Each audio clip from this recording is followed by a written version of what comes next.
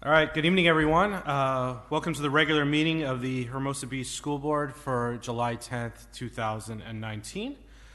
There is will not be closed session this evening, so there is no closed session report to provide.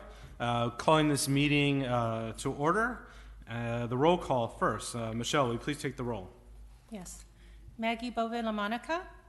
Present. Maggie's via telephone. Jen Cole? Present. Doug Gardner? Present. Stephen McCall? Present. All present. Thank you, Michelle. Will everyone please rise and join us for the flag salute? I pledge allegiance to the flag of the United States of America and to the republic for which it stands, one nation, under God, indivisible, with liberty and justice for all. Thank you. We'll now move on to approval of tonight's agenda. Do we have a motion to approve the agenda? I move to approve the agenda. Thank you, Jen. Is there a second? I second. Thank you, Stephen. All in favor? Aye. All right, motion carries. We will now move on to announcements. I don't think we have. Michelle, are you aware of any announcements that we have? All right, we will go past announcements. Next, we will have, I got a lot of paper up here, I apologize. Oral communications from the audience to the board. Members of the audience may address the board on any topic, regardless of whether it is listed on the agenda. However, the board may not discuss issues raised that are not listed on the agenda. Topics not on the agenda that are brought to the board's attention may be investigated by the administration and a report made to the board, either publicly or privately at a future meeting. Complaints regarding district employees must be dealt with in closed session, not in public. Comments from visitors shall not exceed 3 minutes unless waived by a majority of all members of the board. I just wanted to make a note that we will have another public comment session for the school board applicants for the appointment when we come to the discussion of that part. If you're here to speak on behalf of one of the applicants, you're free to speak now or wait till we get to that part of the agenda. So with that, do we have any public comment? All right. Yes, we have a pink card. Carol, sorry. I even made a comment about the pink card. Then I forgot about the pink card. Hello. I'm Carol Kluth, the president of the Hermosa Beach Education Foundation. I am here to let you know that our 2018-19 results are in, and I'm very happy to report that we reached our aggressive goal of $1.2 million this year. Very exciting. We reached it and exceeded it. We ended the year with 1.34 million gross and 1.248 net, which is 20% ahead of last year and 17% ahead of the best year on record for HBEF. So I'm incredibly proud of this team, what we have accomplished this year, our volunteers, our HBEF board, community members, local businesses and sponsors, and then all of the staff support with the school board with the school as well for all of their efforts to make this milestone possible for HBEF. Their commitment to quality education in Hermosa is second to none. It was truly a team effort with each group raising the bar from what they have done in previous years or holding steady from last year. So some notable increases. Annual giving was up 12% this year. Part of annual giving umbrella includes employer matching, which was up 57% this year. Grandparent Club was up 68% this year. Sponsorship was up 10%, Skechers Walk 20%, and grants were up 100%, which is a reflection of not having any before. There's nowhere to go but up. Our contribution to the endowment this year will be $100,000, which includes 20% of the events and sponsorship and then directed grants that we received through the year for the endowment. Our contribution to the Hermosa Beach City School District this year will be $1.14 million. $28,000 in grants have already been paid for Accelerated Reader and the newly created Teacher Google Certification Fund. Taking that money out, that leaves $1,100,000 that I'm presenting this evening to fully fund all the teachers of the programs we funded last year.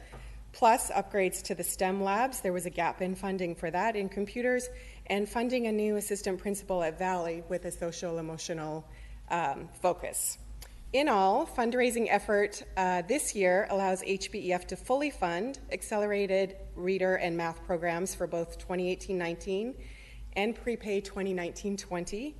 The salaries of 9 educators plus a new assistant principal, funding the gap in new computers in Sparks and IDEA STEAM labs, the newly created Teacher Google Certification Fund, a new bereavement fund for students who have lost a sibling or parent, as well as our $100,000 to our endowment. So I have the check here, and I do want to say, while we're basking in these results, our fiscal year for 2019-20 did start on July 1st. So we are already planning and towards 2019-20, as all of you are as well. So we already have donations coming in. People have already set up monthly recurring donations, and so we're going to continue to try and front load all of that fundraising as much as possible for the next year. Anyway, just a last thank you to everyone for supporting every contribution that they can make and every contribution that's meaningful to their family. And who would like to take $1 million check? I've never taken one of those. I've never signed one of those, so that's both of us. I feel like this deserves a photograph. Yeah, I have a camera. I can get a picture. Carol, I'll take one. Thank you.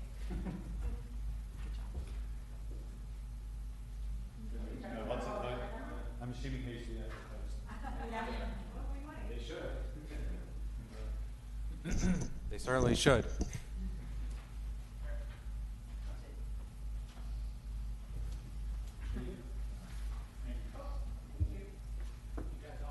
Oh, sure. We'll pretend that Maggie is right here.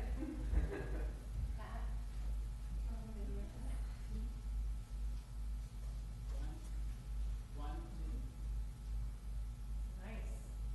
There's stuff that's home. Thank you, Carol.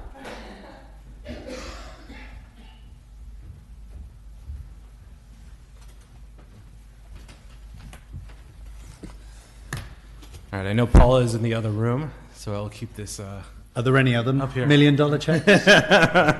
not that I'm aware of.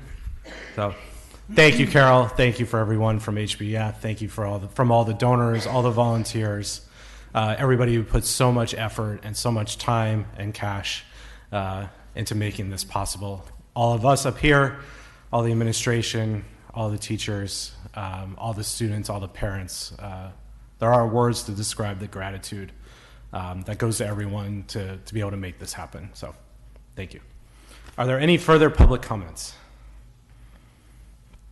All right, seeing none, I will close public comment and we will move on to written communications. Maggie, did you have any written communications? No. Jen? I just had one from a parent regarding a discipline issue, and then letters of recommendation for the candidates, as well as one from a parent regarding I think we had already dealt with it, but it was just a follow-up on an assignment. Thank you. Stephen? None. I'm sorry, this is Maggie. I do actually, I did receive communications from a parent regarding a grading incident. Okay, thank you. Regarding a grade incident. Stephen, anything? None. Thank you. Okay, thank you. I received 2 communications about the information that's on the district website, in addition to all of the communication in regards to our appointment this evening, which we'll get into greater detail in that point of the agenda. So with that, we will move on to board discussion of the interview process and the appointment process. The process will be each board member, Maggie included, will ask one question to each of the 4 candidates for the board appointment. It will be the same question to all 4 board members, so nobody is given a unfair advantage about the different questions. Each of the board members may either ask a question from the suggested candidate interview questions, and I will read those in a moment. There are 11 of those, or you can ask your own question. If you have an interest in asking your own question, we just ask that you present that question instead of picking a numbered question from the sheet at that time. So the provided questions are as follows. There are 11 of them, so it'll take me a moment. Number 1, what do you see as the basic purpose of the public schools? What is the role of the Board of Trustees in fulfillment of that purpose? Number 2, what are you proud of in this district? What would you like to accomplish as a board member? What is your highest priority and why?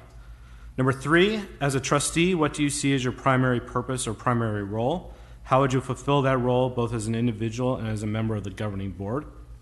Number 4, describe a good board meeting. What are the objectives of a good board meeting? Number 5, what would you do if you believed administrators had not provided you with accurate and complete information for making a decision? Number 6, describe your response if a parent cornered you in the grocery store and asked you for support on a particularly hot issue. Number 7, how does an effective board ensure opportunities for parents and community members to express their diverse range of views to inform board deliberations on important policy issues? Number 8, please summarize the strengths you would bring as a member of the board. Number 9, what will you do to become more effective as a board member?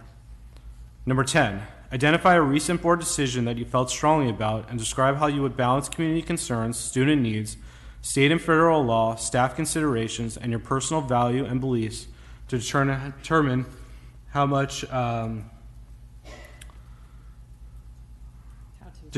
to vote on the issue. Thank you.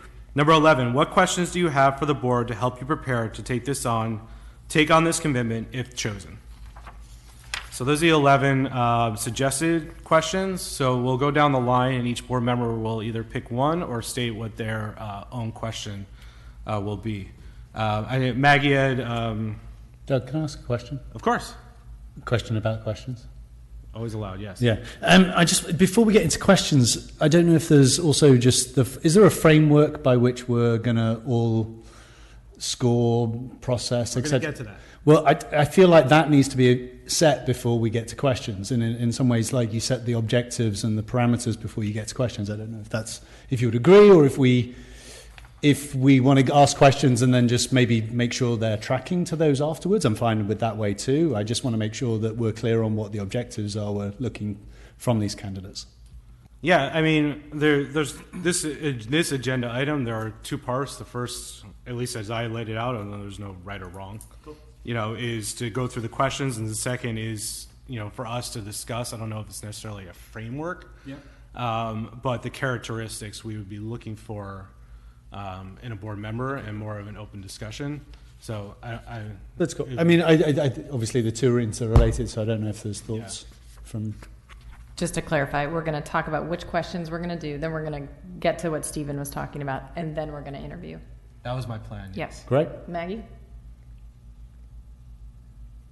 That's the plan for the plan.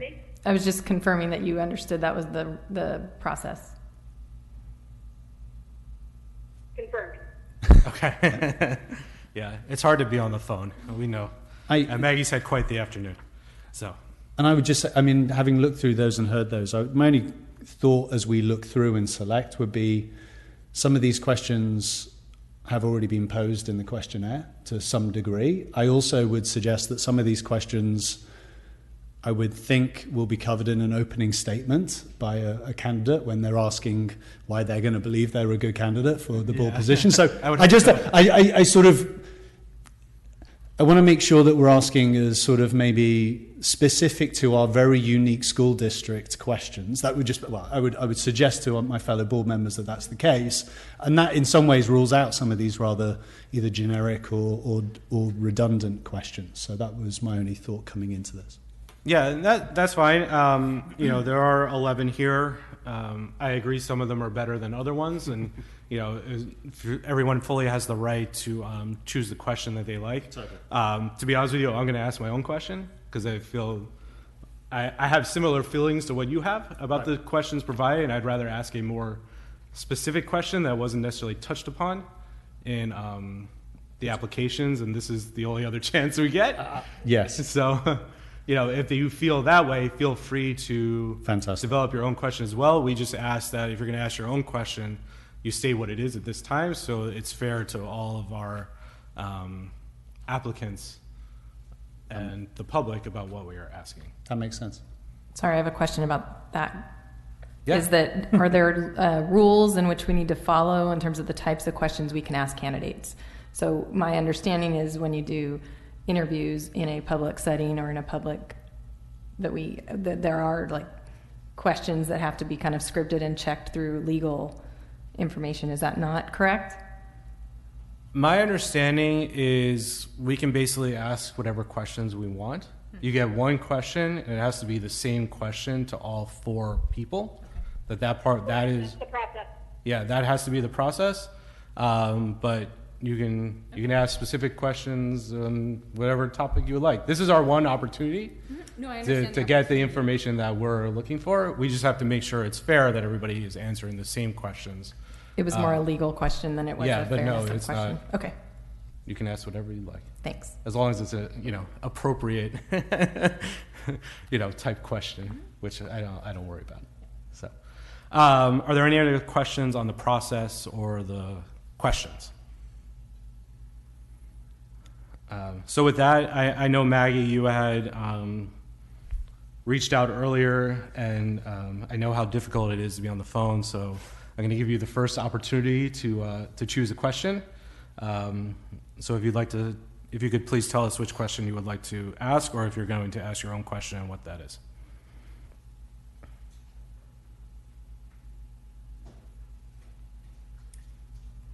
Maggie, this question's for you.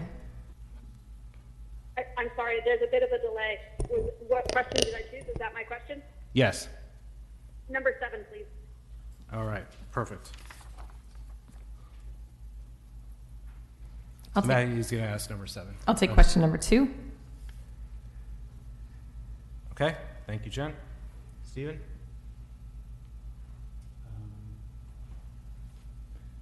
I would like to take question 10. Do we want to state those questions? I'll say Your recap. at the end. So as I briefly mentioned, I am going to ask my own question, not one of the 10 questions here.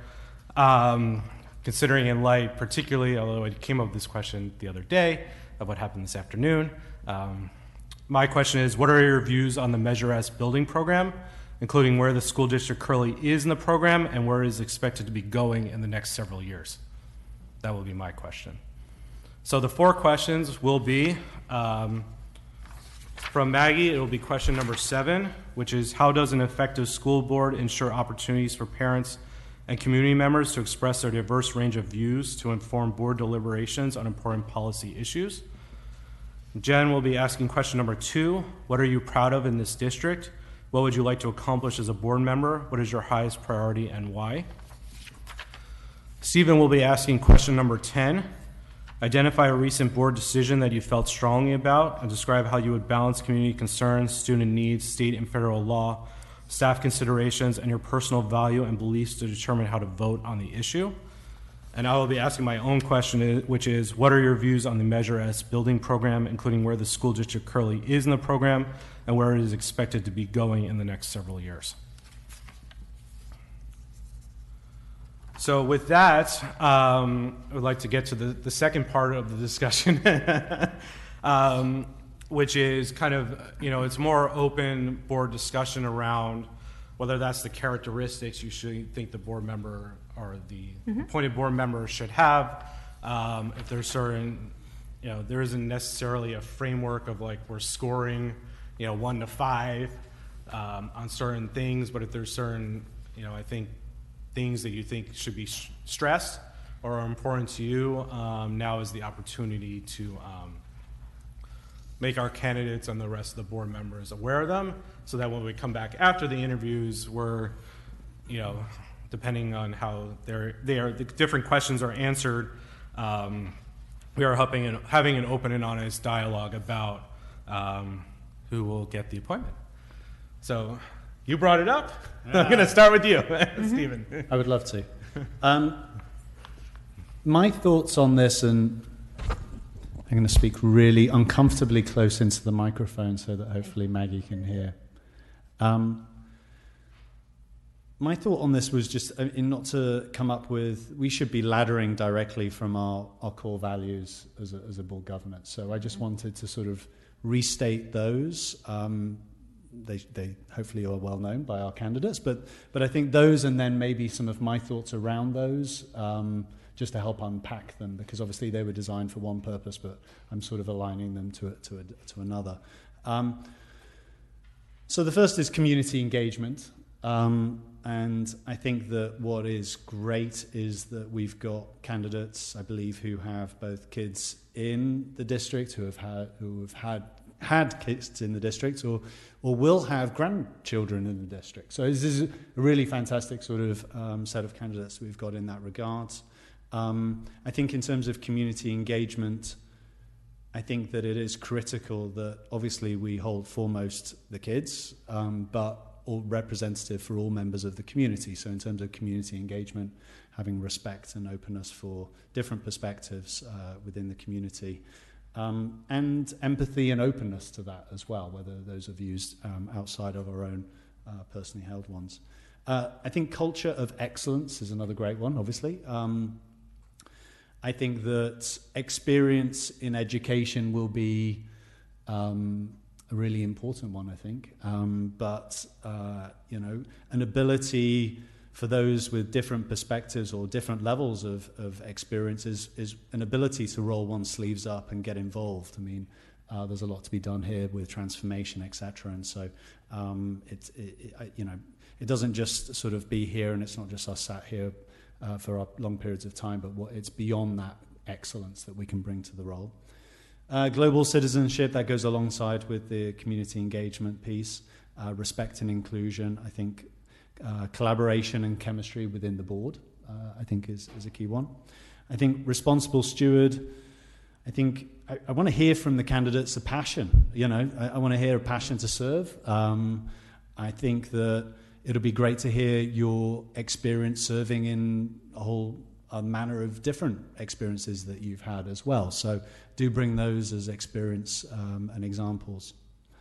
I think that rigor and relevancy, I have a real sort of, this is really core, I think, to the role. And I think a lot of the questions are framed around governance, obviously, in the role, but like taking really complicated matters, reading really dense packets, getting lots of perspectives, an ability to process and strategically understand those issues and evaluate them, I think, is critical. So there's that piece. And then safety and well-being. I mean, I think just having that always as in the forefront of our mind. So anyway, I just think that those are, those are at least cornerstones that we should be evaluating against. And I just wanted to sort of help maybe bring those up front. Thank you. Jen? So the way I was thinking about this was we're a team of 5, and we all have we will be a team of 5. We're currently a team of 4, and with Pat and the administration team and the teachers. So and there's lots of parts to our team, but right up here, our decision-making team is 5. And so I kind of think about who this candidate is filling kind of a role that we may or may have has gone away with Monique. So this is just how I compartmentalize things. So bear with me if. No, please. So I think we have a finance kind of person. We have a tech marketing person. We have a policy person. These are stereotypes, but in general. And then I feel like I'm kind of like an admin, public charter. I've played a lot of different roles within education. So I feel like kind of the role that Monique played for us was kind of she had some history on the board, and she also had kids that were in the school but not in the school. So there's like this, and she was very strong in Measure S and with Heroes. So there were some things that she brought to the table that, you have young kids, I have middle school and young kids. Maggie has like tiny kids. So there's some and Monique had high school and college age kids. Yeah, so just like that role, that spot that she filled, I think was a good balance for us. So that's how I frame it up in my head of like when I look at the candidates, which are amazing, super strong. So I really appreciate everybody coming out for this role. And I've sat in your shoes not long ago, so I also can feel what you're feeling. But I think for me, it was helpful to like kind of see where the balances are for us. So along with Stephen's framework reminder, it just, for me, it was a reminder of like, what's that role that we kind of have a gap for when I'm evaluating. Yeah, thank you. Maggie?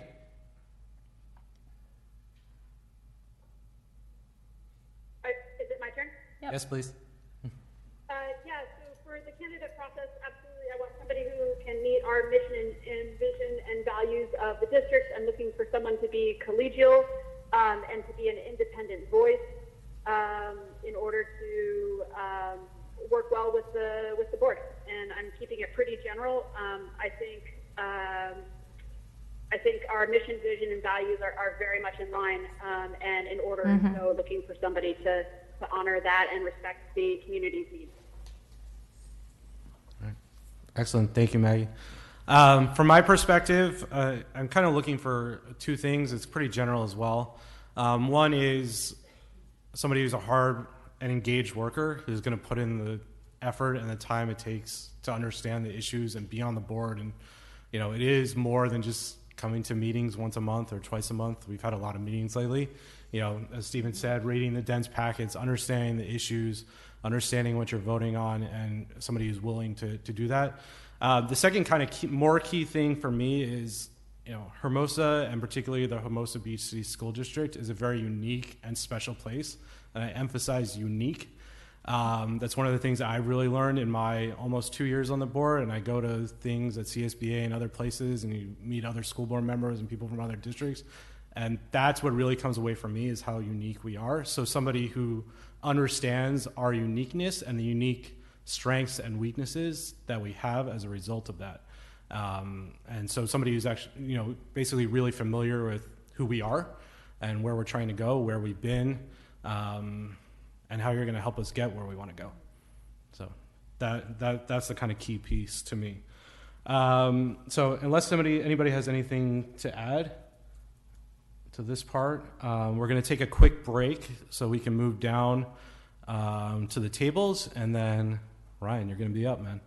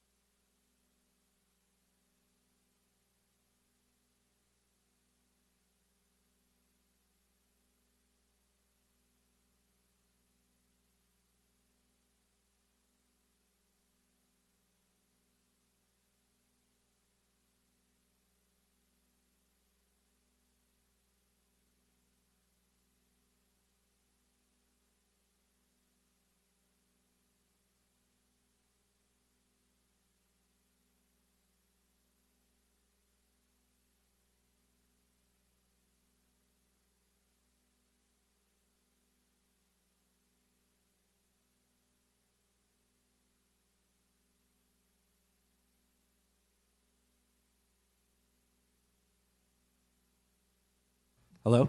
All right, there we go. So we are moving on to Superintendent S-01-1920 on the board candidate interviews. I apologize, there's a little blurb I have to read before we start. Usually the superintendent reads the blurbs, but she is in San Luis Obispo, so I am reading the blurbs today. The recommendation: it is recommended that the Board of Education interview the 4 board candidates under consideration to fill the board vacancy left by Mrs. Monique Hassan's resignation. After the interviews, the board will deliberate and make a provisional appointment. Background: a seat on the Hermosa Beach City School District Board of Education was vacated due to the resignation of board member Mrs. Monique Hassan. Mrs. Hassan submitted her resignation letter to the county superintendent, whose office was established with the effective date of May 14, 2019. Per Board Bylaw 9223, the board voted to make a provisional appointment to fill the seat at its June 12, 2019 meeting. In accordance with Education Code Section 5091, the Hermosa Beach City School District Governing Board has 60 days from the date of the vacancy, July 13, 2019, by which to make a provisional appointment to fill the seat for the remainder of the term up until November 2020. After seeking board member candidates from June 17 through July 1, 2019, 4 applications were submitted by Ryan Grashow, Margot Randolph, Martha Rule, and Barbara Zondiros. Just to let everybody know, while we were during that short break, Martha Rule pulled her name out of consideration for the board appointment, so we are left with just Ryan, Margot, and Barbara, which are all great candidates, but I wanted to make sure everybody was aware that it will just be the 3 of you. So we will skip over her spot. Changes everything. Yes. In the order of the interviews. So with that, we have Ryan Grashow here as our first interview candidate. And to begin, Ryan, you have 2 minutes to give your opening statement. Michelle, who is there to your right and our left, will keep the time. Maybe we can give him a little signal or note when he has 30 seconds, remaining. Okay. All right. Good evening. Let me first take the time to say thank you to Superintendent Escalante, her staff, and to each member of the board. Thank you all for making yourselves available and taking the time to have a conversation. I also appreciate the advice you all shared with me. I can honestly say that I learned from each of you. And if I were fortunate enough to be seated on the board tonight, I would sincerely look forward to working with you all in the future. Speaking of the future, one of the lessons that resonated with my son Carter in kindergarten at VIEW this year was the concepts of past, present, and future. We had a great time talking about what each represented in our everyday lives and had some constructive discussions about it. I think the past, present, and future is an excellent way to encompass how I feel about serving on the Board of Trustees. With regards to the past, we must honor the past, we should understand the past, and we should importantly learn from the past, both positive and negative lessons. Given how excellent the district is, we've obviously done a lot right in the past. But I doubt there's anyone here today that thinks we've done everything right, and we must learn from any missteps with the benefit of hindsight. Most important, I told Carter, we must resist the temptation to live in the past. Rather, we must live in the present. With Measure S, there's a lot of great things coming in the future for the district, but given our emphasis on mindfulness, I believe we must walk the walk and live in the present. In fact, I believe we have a fiduciary responsibility to our current students to make their experience as valuable and special as we can right now. The future looks bright for Hermosa Beach City School District. With the passage of Measure S and being on the cusp of construction at North School, there are many things to look forward to. The board and administration have done a remarkable job thus far, and I'd love to be part of the crucial period we're about to enter. I believe I can add value. I look forward to your questions. Thank you. Okay, we'll start with Maggie's question. I'm going to ask the question for Maggie that you all heard. Just because it's easier than having her try to say Understood. It on the phone. For each response, you will also have 2 minutes to respond. Michelle will keep the time, and she'll give you the 30-second warning. Got it. All right. So the first question, how does an effective school board ensure opportunities for parents and community members to express their diverse range of views to inform board deliberations on important policy issues? Well, I think most importantly, you have to make yourself available. And there's many ways to make yourself available these days, be it to meet in person, via email, there's some social media. And I think, it's important to make yourself flexible to the various means at which ways people want to express themselves to you. So when you're going about communicating with the public, you have to hear them. And one of the most important parts of I believe the empathy process, which we talk a lot about, is making sure people feel heard. Not only that they are heard, but that they feel heard. And so I think you just have to go out of your way to make yourself available and use any resources that you have available to do so. All right. Thank you. Jen. Hi. What are you proud of in this district, and what would you like to accomplish as a board member? Which is your highest priority, and why? Thank you. I've been in the district for 5 years. I have one child in the district and one that'll be there soon. And I am amazed by the not only community, but specifically the parent involvement. I don't get to go to drop off and pick up a lot, but when I do, just the community I feel, which my wife who's in the room, I think that was one of the main reasons we moved here, was because of the community, and the school district is, the center of that community. So I'm really, really, really excited about that. As far as what I want to focus on in the future, like I said in my opening statement, we are, really, we're on the cusp of construction at North School, and we're ushering a really important part for the district, and I think it has to be handled right. So I would say the most important thing to me is to, be a solid added value voice through that process. And the last part of the question. Sure. Which is your highest priority, and why? I think that was what I asked. All right. Thank you. All right, Stephen. Thank you, Jennifer. Right. Hi, Stephen. Please identify a recent board decision that you felt strongly about. Describe how you would balance community concerns, student needs, state and federal law, staff considerations, and your personal value and beliefs to determine how to vote on the issue. Interesting. I'm not sure if it counts as a vote, but when I was at a board meeting last month, and the folks from Erickson Hall were here, and one of the things before you guys chimed in, one of the things I heard was, they were going to be a little lax about the having the flagmen out there, and they were going to.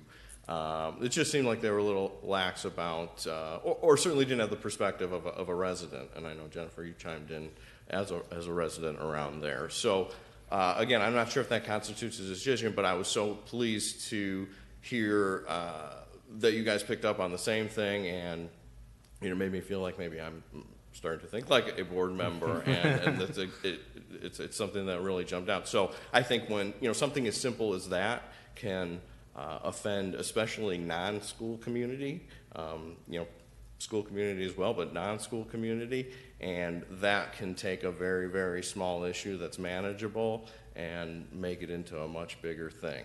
So something like that is very important to not only listen to the residents, but empathize with those residents, understand that's something they have to deal with, think out of the box. Are there other ways that we can assist these folks that are going to be inconvenienced by the construction, no doubt. So I think balancing all of those things and making pragmatic but empathetic decisions, even of what seems the smallest issues, are important. So that was one thing that I picked up on. Thank you. So finally, my question: What are your views on the? Before I read the question, if you can make sure you speak very clearly into the mic. Sorry. That's why Maggie was texting me that she can barely hear. That's why I wanted to check that. What are your views on the Measure S building program, including where the school district currently is in the program and where it is expected to be going in the next several years? Thank you. Sorry, Maggie. Well, first and foremost, we passed Measure S, on that second try, and I had just moved to the district, so that was the most important thing. Some of the improvements have started already, such as the fence outside of Valley School, for example. I know we are on we had the Coastal Commission meeting today, and we are on the cusp of construction, and that may be the big piece as to where we're going to be going in the next few years. I'm also aware that we're going to be doing some more stuff to view as well, and it's going to look like a very different place when we're done. So again, those are very important pieces to why I want to be on this board at this moment, because I think we're going to be going through that Measure S process. Specifically, it's going to dominate probably a lot of our time and attention. So I think we're right on we're ready to get started on the construction, and we're ready to roll. And so the next few years are very important. Thank you. So with that, that was the 4 questions, and so you will have 2 minutes to give a closing statement. Michelle will once again keep the time and give you the 30-second warning. Okay. The floor is yours. Thank you. Once again, thank you all for your time and consideration. I'd also like to thank my fellow candidates. In lieu of an election, I think it's great that we have a number of us that want to get involved here tonight. Accordingly, I wouldn't be here if I didn't think that I could add value. While my education experience is limited to my public schooling and that of my children, I believe my comprehensive work as a financial advisor to municipalities, corporations, and organizations will be very useful to HBCSD and the board. I'm not one that is going to ever suggest that government should be run like a business, quite the contrary, but I do believe that there are a lot of lessons to be learned from business experience, many of which I've been witness to and part of the solution. In addition to working with domestic and international organizations of all shapes and sizes, I've also worked for a diverse spectrum of companies. When I moved to Los Angeles in 2001, I had never heard of the South Bay. But in the months after 9/11, I found myself without the trading job I had moved here for. I leveraged one of my few contacts in the area and got a job near Manhattan Beach, California at Planet Mini Disc, an early consumer electronics e-store. More focused on the embarrassment of having to tell my friends that I worked at Planet Mini Disc, I didn't realize at the time the valuable experience I was getting working for a small startup with 3 people. Again, with the benefit of hindsight, my experience wearing numerous hats and working within a very tight budget was instructive and perhaps applicable to being on a board of a small school district with limited resources. Fast forward to today, and for the past several years, I've worked for a financial conglomerate with 300,000 employees. A vastly different experience, but beneficial nonetheless.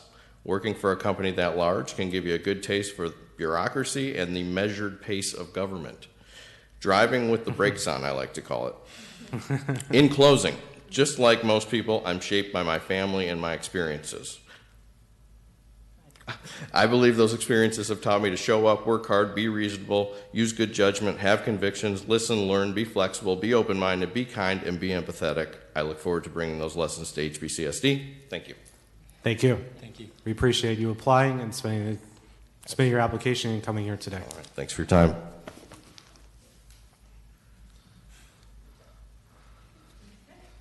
All right. So as mentioned at the start, for those of you who may be joining us late, Martha Rule has decided not to move forward with the interview process and has withdrawn from the appointment process. So we will skip over her. And Margot, I believe you are here, so we're going to start with you a little earlier. So if you please come up and join us. Hello. Hi. Hi. Welcome. Thank you for coming. Yeah. To begin, you will have 2 minutes for your opening statement. Mm-hmm. I'll repeat, Michelle will keep the time. She will give you a 30-second warning. Okay. At that point, the floor is yours. All right. Please make sure to talk into the mic. I will. Hi, everyone. So I start now? Yes. My name is Margot, and I'm very happy to be here. I was invited by Maggie, who's a friend of mine, to apply to serve in Hermosa Beach City School District.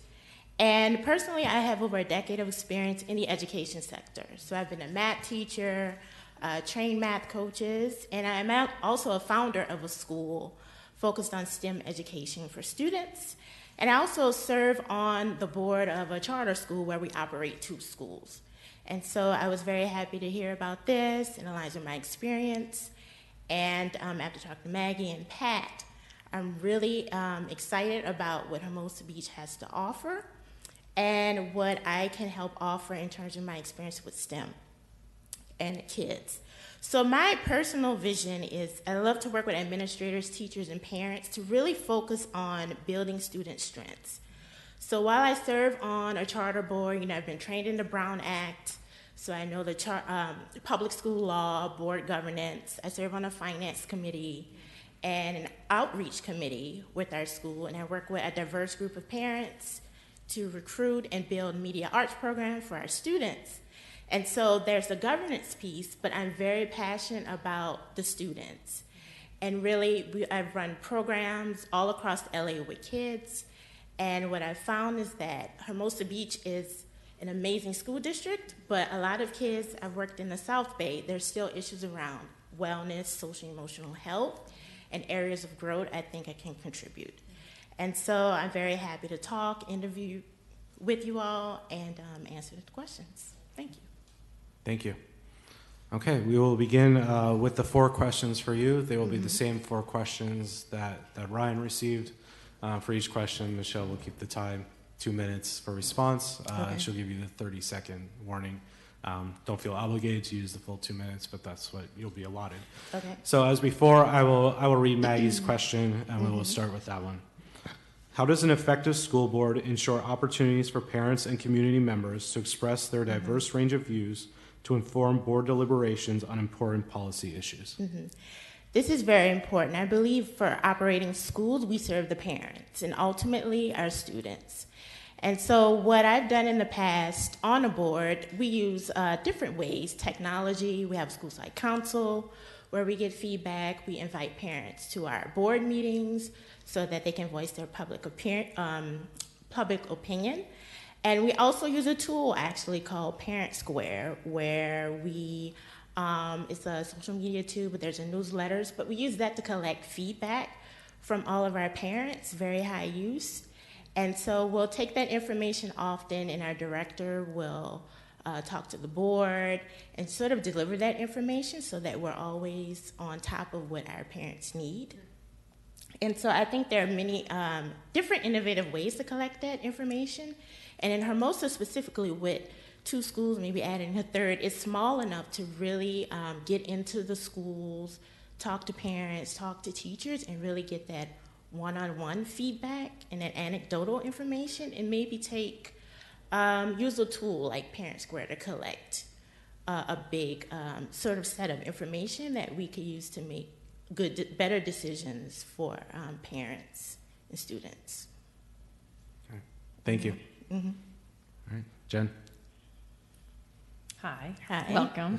Yes. So my question is, what are you proud of in this district?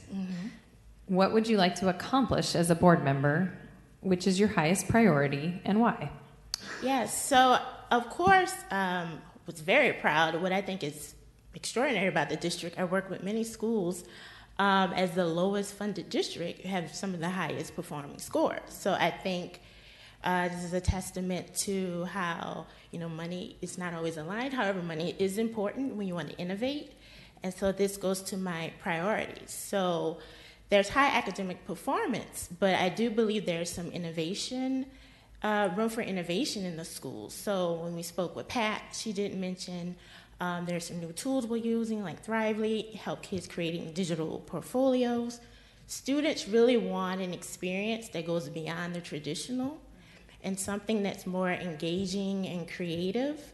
And so that's something I'm very passionate about, and it's something that makes parents happy when they can see their kids creating and building. Because I've worked with outreach programs to create Kid Shark Tank events and youth and tech days. But it's really profound because kids really want to solve problems like bullying and like a lot of issues, bullying, homelessness, a lot of things that they see in the world they want to fix those. And so that's my personal passion. I think that's something we could bring to Hermosa Beach to really help it stand out more as a school district. Thank you. Stephen? I should just leave this on. Yeah. I think I did, actually. All right. My question is, hi. Hi.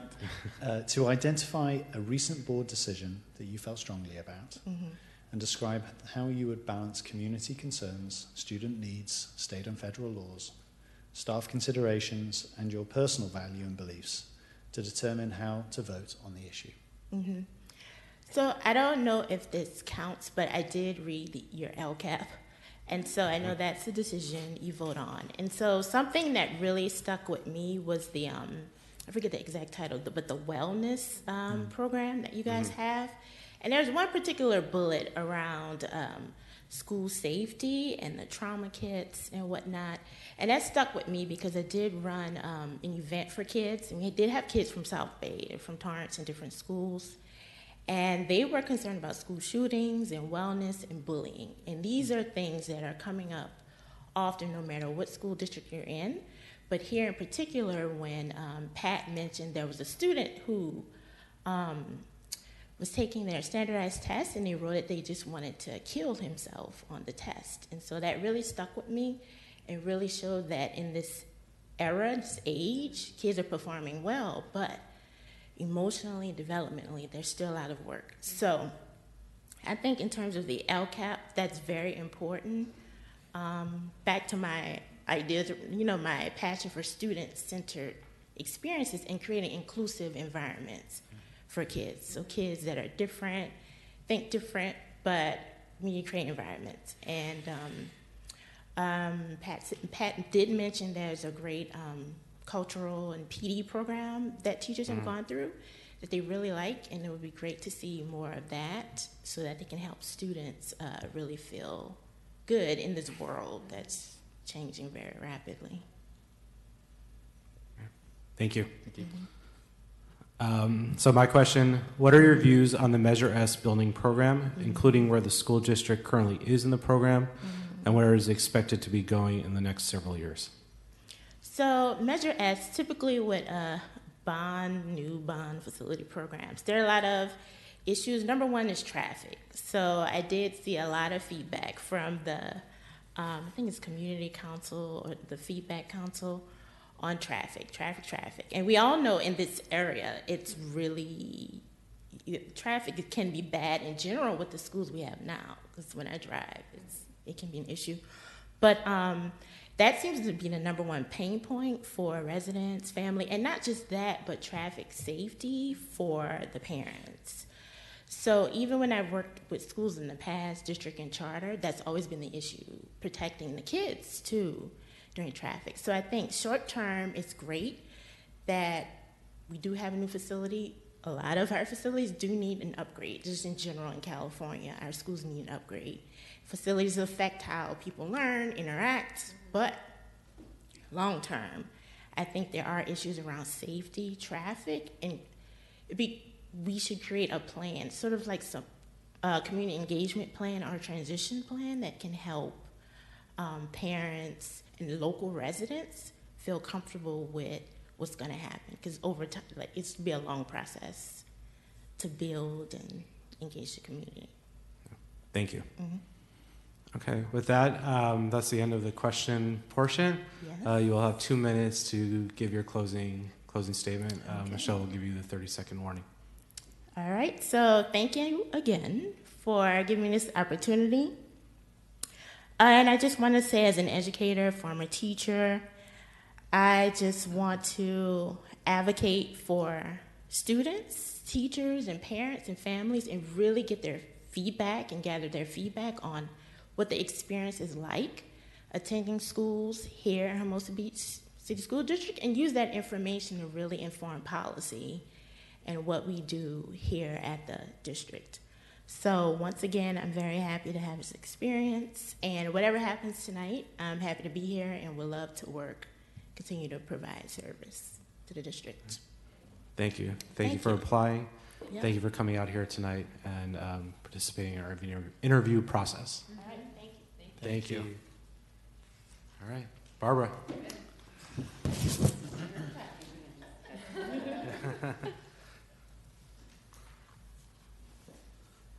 Hello. Welcome. Thank you. Thank you you for for being having here. me. Yes, thank you for being here. I'll give my same spiel. All right. Those are the rules. So to begin, you will have 2 minutes to give an opening statement. Michelle will keep the time. She'll give you a 30-second warning. Please make sure to speak into the microphone. Very good. The floor is yours. Okay. Again, thank you for having me. Thank you for your consideration. My name is Barbara Zonderos. I am a 22-year resident in Hermosa Beach. I have 2 daughters who are, as of yesterday, 18 and 20. And they have gone through the Hermosa schools. And they actually went on to, I teach at South High School. I'm a high school teacher there. And they actually came with me to South for high school and did very well, both of them. And one's in college and one is off to college in a month. So I know the whole, I've seen the whole spectrum. I have been in public education in California for just about 25 years now. I was like I said, I'm a high school math teacher now. I think it's 14 years at South. I was previously at Milliken High School down in Long Beach. I was a high school math teacher, then the activities director, and then an assistant principal for 5 years. I took 5 years off when my younger daughter was born to stay home with my children, and at that time I got very involved with the schools as a volunteer. I ran what is now, nobody knows, I guess, the SCRIPT program. That was a big one. That was a big fundraiser at the time for PTO. I was also on the budget committee, and I was on the site council as well. After that, I decided to run for a position, and I was elected to the school board in 2007. 2 years later, I had to resign due to my husband's illness. He passed away 6 months later. And so I never was able to finish out my term, and I thought this would be a perfect full circle for me to possibly finish out my term. Thank you. All right, we will go through the four questions. The questions will be the same that were asked of Ryan and Margot. For each question, you will have 2 minutes to answer. Michelle will keep the time, give you the 30-second warning. We will begin with Maggie's question, which I will read for her. How does an effective school board ensure opportunities for parents and community members to express their diverse range of views to inform board deliberations on important policy issues? I believe it needs to be a range of different opportunities. The use of technology is huge. Like Margot was saying, emails, surveys. Also, I was aware that I think there was a coffee kind of get-together once a month with the board president going on. I'm not sure if that's still happening. But informal get-togethers like that. Personalize it for the parents, and I think it gives them the opportunity to feel like they've been heard, often better than like through an email or a survey. Of course, at these meetings, they're given the opportunity to speak, and also represented. They're given the opportunity at the site council, PTO, Ed Foundation meetings. To express their opinions and to be informed of what's going on in the school district. Thank you. Jen? Hi, Barb. My question is, what are you proud of in this district, and what would you like to accomplish as a board member, and which is your highest priority and why? When you said that question, I jumped right, like Ryan was saying, into the community. The community here is amazing. Number one, without a doubt. But besides that, coming back 10 years later and seeing what has been accomplished, I'm really proud of that. Back when I was on the board, I resigned 10 years ago, we were just plugging the hole in the dam, trying to maintain, trying to keep our programs, trying to save our teachers. because it was a dire situation basically with the state at the time. And to see where you've come and that you've passed a bond measure finally, really, really proud of how this district has grown. Thank you. Stephen? More parts to it, right? The accomplishment. I love the fact that the district is looking at the whole student. I work with struggling students every day. Particularly, I have special ed students, and I have students who have repeated a subject because they failed it. And so I work with the struggling kids all day, every day. And they are having such a difficult time in this society. It worries me that they are not developing mentally, emotionally, as they should because of what they're bombarded with in society. And I love the huge program the programs that have been put in place, and now how you're bringing it all together to complement it, to make sure the whole child is being taken care of. Good now? Yep. All right.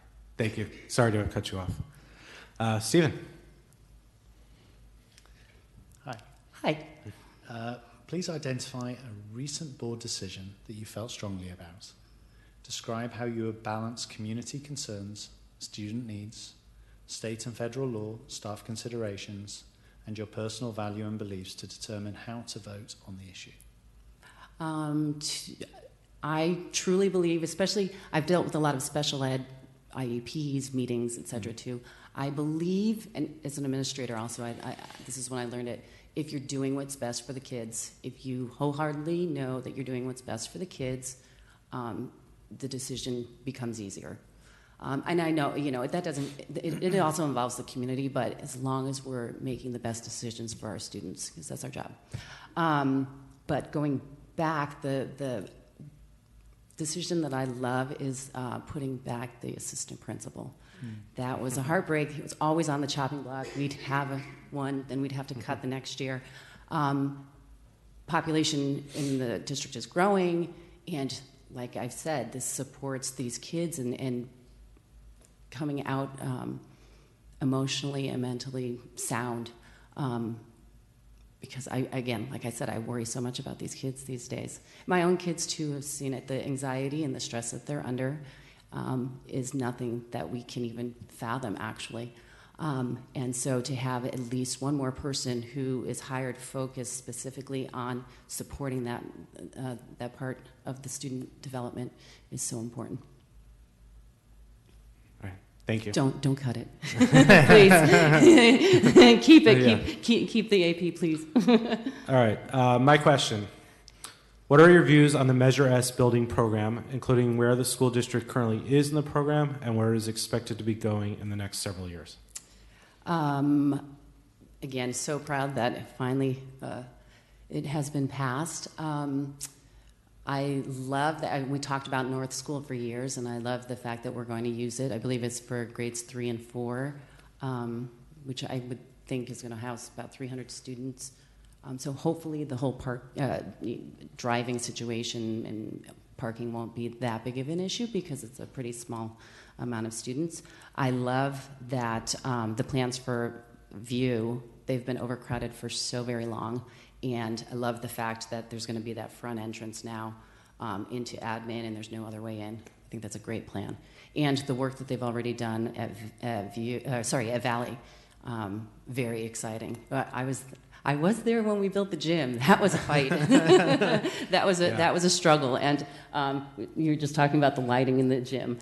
We couldn't even get bleachers in the gym at the time because there was a fight with the community. But anyways, we got that gym built. And so the improvements that have already been made at Valley, especially for the fencing for the safety of the students, which is sad that we have to fence them in now, but that's the reality of it.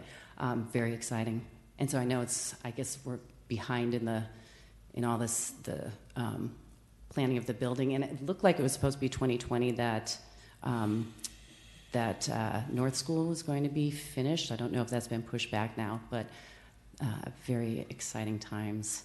And I know it's going to be, a few years out, that the board is dealing with a lot of these issues. But so exciting at the end. It will get finished, I promise. Eventually it gets built. All right. Thank you. So that concludes the question portion of your interview. Right. You will have 2 minutes to give a closing statement. You will get the 30-second warning. And, All right, please. ready? I believe that anybody that you pick is going to be an amazing asset to your board. But I do believe that I come with a multifaceted perspective. I have been a single parent now for 10 years. I'm a special ed parent. I'm a special ed teacher. I've been an administrator dealing with special ed, and I know how much that's costing the district now. I think it's $2.5 million. I've been in the trenches trying to raise the money not to cut, class size reduction, which I guess we don't have to anymore, yay, or the middle school electives. I've been an administrator. I've been on the board, and actually I've been owner of a construction company. My husband used to do that, and we did all public works, so I understand how that all works too. A lot of red tape there, I know. I know what kids need to be successful from my own children and from my students. I've been doing this, like I said, 25 years. I clearly understand the finance at the state level and the school level because we had to pick it apart years ago and try to come up with every dime and nickel we could. I have a very good grasp of public works, like I said, and I know the history of the school district and of the community. I worked on Project Forward, got my binder here. Back in the day, it was bringing the city council, the school board, and community members together to come up with a common vision, and I'd love to see something like that come back. But most importantly, I was elected at one point. I was forced to resign, and the community that elected me gathered around my family, and for the last 10 years, I've been able to raise my daughters successfully because of the community, and so I think it's time for me to give back. If you would allow me to do so. I love this community dearly. I'm sorry, but I do. I love it dearly, and I'm not going anywhere, and I need to repay what the school district and the community's done for me and my family, because we're healed because of them, and we're okay. Thank you. Thank you. Yeah. Again, thank you for your applying. time. Thank you for coming out tonight, participating in the interview process. Thank you to all three of you for doing so. We're going to take a very short break to go back up there, and we'll move on to the next portion.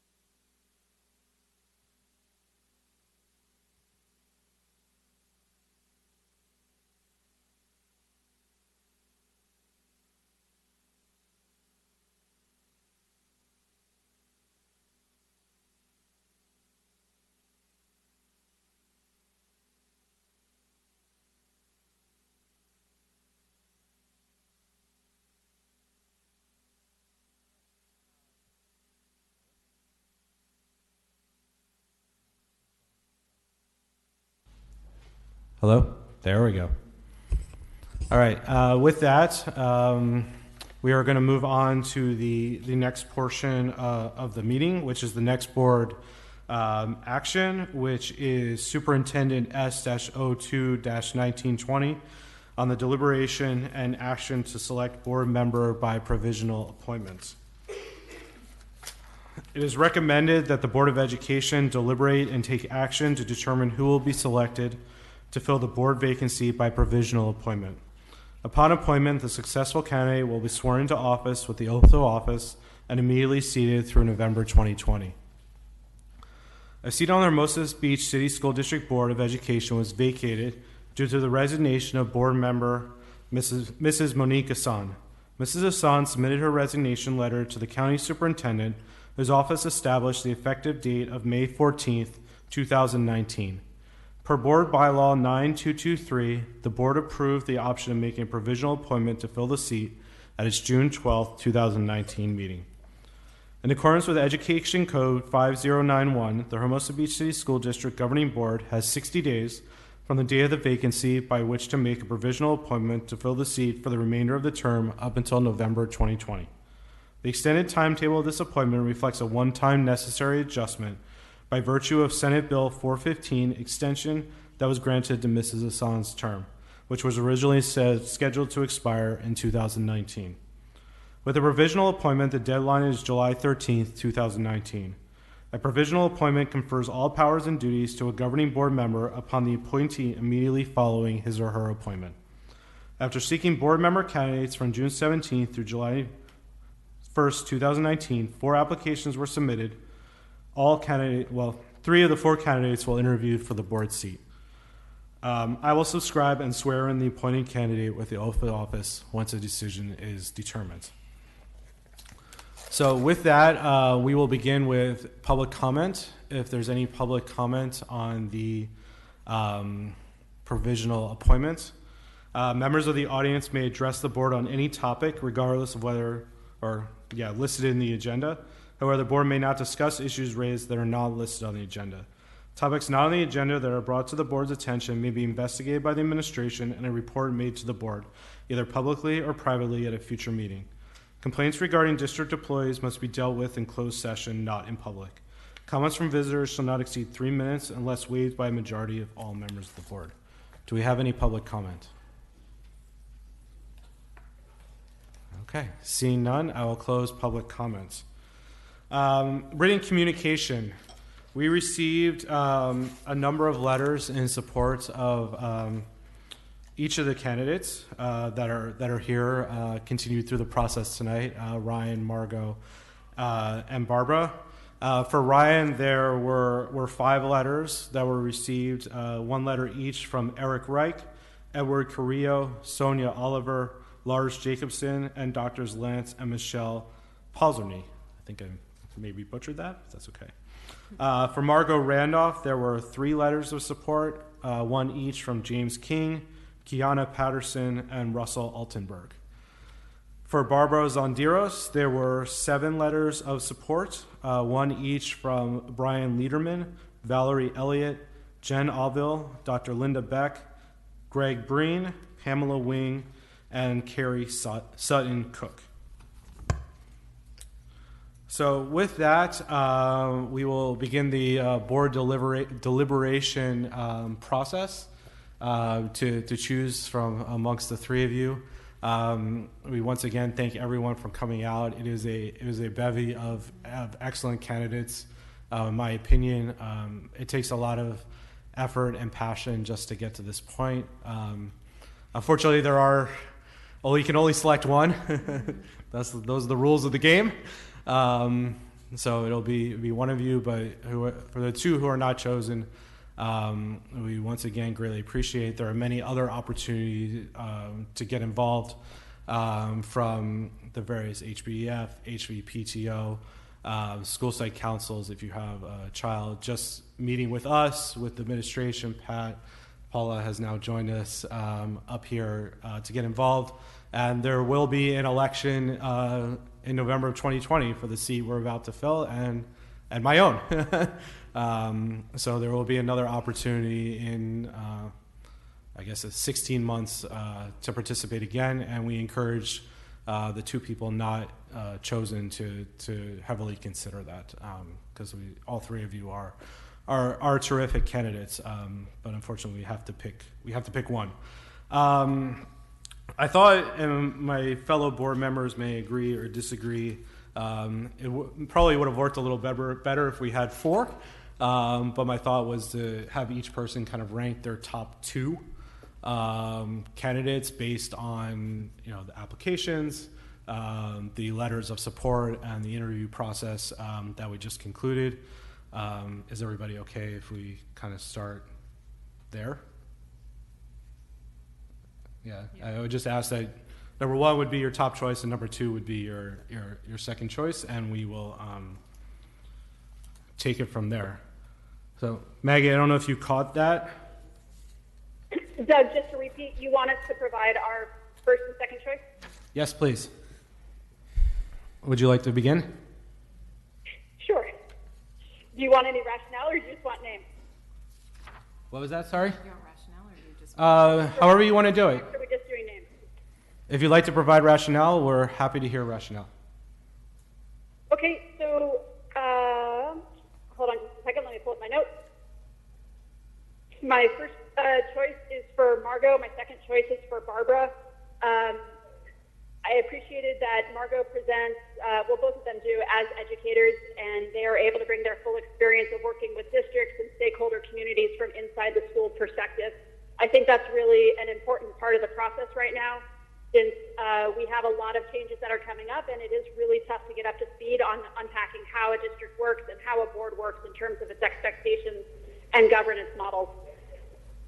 So my first choice is for Margot. I appreciate her background in STEM and innovation, and specifically her interest in improving the gender equity outcomes of our students. All right. Thank you, Maggie. Jen? Thanks, and I just want to also thank the three of you guys for coming out. I just know exactly how it felt to be interviewed in these questions and the preparation that it took. So my first choice would be Barb. My second choice would also be Margot. My rationale is that I do think that it's important to have someone who has had such a breadth of school experiences and has had kids that have gone through the district but sit in a different place in time right now, so kind of give us a different perspective, and that has a strong special ed background. That was really appealing, and I think has really understands Hermosa at this point. Thank you. Stephen? I'll echo it because I have also been in the situation. It takes a lot of preparation. I think one candidate in particular spoke to all of us, which I think was really appreciated, and I think all of them said as well that they're wanting to set up and continue, and I think that's just that's why we're here, and that's why we all do and go above and beyond. So thank you. I mean, sincerely, it takes a lot. Don't feel disheartened by a decision, because you are all brilliant in different ways. I do take some. It was good to hear the discussion by my fellow board members at the beginning. I think when I look through. Think about the mission and the vision, and I think you would all be additive, absolutely, in different ways and so forth. So that's one point. But I did take Jen's points, especially about sort of dynamics and contributions. I think just to build on those points, I'll say that my two will be Barb and Margot. So number one is Barb, number two is Margot. I think it's important this position. We've got a lot to. There continues to be a lot in the mix with Measure S, etc. And I think we need someone who has been an elected position, who can hit the ground running. This is sort of. I appreciate that other candidates have also had board position, etc. But in Hermosa Beach, to be representing this district and to come in, who has faced similar sort of construction projects, etc. It's a quick ramp, Yeah. like in 5 minutes or whatever it's going to be. And, you know, it's a case of, I think that person has to come in and sort of hit the ground running. And there's, no matter, even if particularly with folks being newer to the community, I think there's just a lot of dynamics. You know, it sounds trite to say, you know, given the best little beach city and whatever else, but we really are unique. It's unequivocal. So thank you again. You all three of you are brilliant. I hope to continue to see faces around in these meetings and HBF and other things. So those are my two. Thank you. All right. Thank you. So I kind of express my sentiments to begin, thanking all three of you for coming out. My top two, my number one is Barbara. My number two is Ryan. I think, Barbara, with your experience in the district, having started on this board, we probably didn't hit quite the full depths of the Great Recession and state funding, but you were there certainly through everything we went through, and through all of our facilities issues, from the gym to the parcel tax to Measure Q to Measure S. You know, I kind of really took to heart what Jen had said coming in, and something I've been thinking about before is to not fill Monique's shoes, because I don't want anybody to come in and feel like they need to be Monique. But that perspective she brought was really, I felt, at least to me, invaluable, and I think you come the closest to that. Also, from my perspective, the understanding the uniqueness of this place, you know, the best little beach city, and what this district means, you know that better than everybody. And not only do you know that, but you can bring in your experience in Torrance, which is a much larger district, more traditional district of, traditional elementary, middle school, and high school.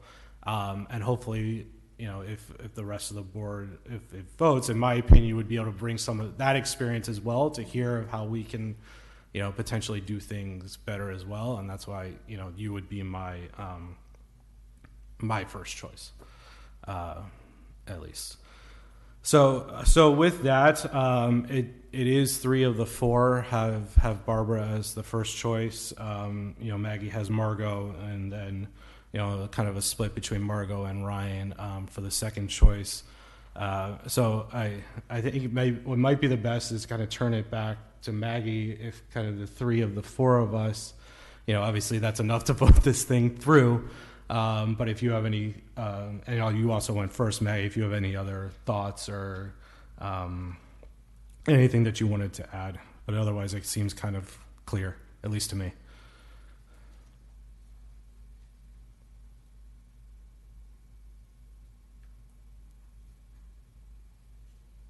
Maggie, can you hear us?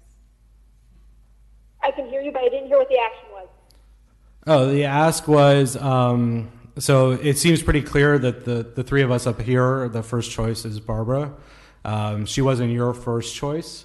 She was your second choice. Yep. If you had anything further thoughts or anything you wanted to add, at this point, I'll be going down the line as well. Is there a motion on the table? There's not a motion. I just wanted to see if there was any further comment. I'm good, thank you. Okay. Is there any further comment by anybody else? No. No. All right. Is there a motion then? I move to approve Barbara Zonderosa. Do I need to do a number? Zonderos, yeah. Zonderos, sorry, Zonderos. Is there a number I need to read? Yes. S-02-1920. S-02-1920. I'm looking at sorry. Give me a second. The deliberation and action to select a board member by provisional appointment. Thank you, Jen. Is there a second? I second. Thank you, Stephen. All in favor? Aye. Aye. Aye. Aye. Congratulations, Barbara. Welcome. Welcome back. Welcome back.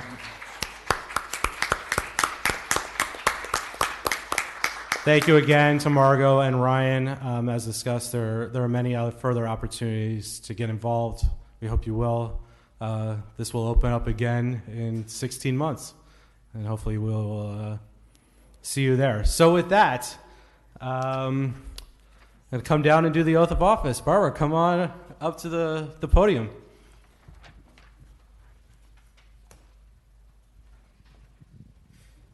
Thank you. Thank you,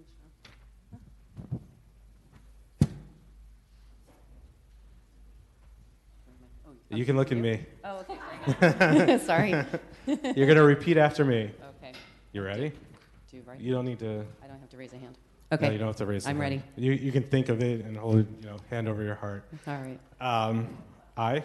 I, Barbara Zondiros, do solemnly swear that I will support and defend the Constitution of the United States the Constitution of the United States and the Constitution of the State of California and the Constitution of the State of California against all enemies, foreign and domestic.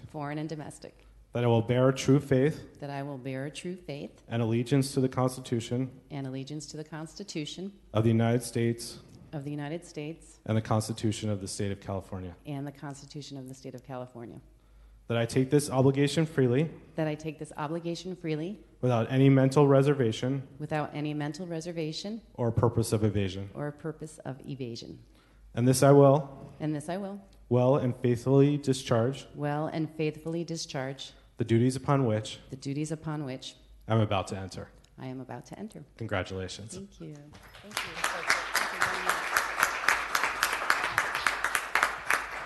Should we do a picture? Sure. Jonathan's here.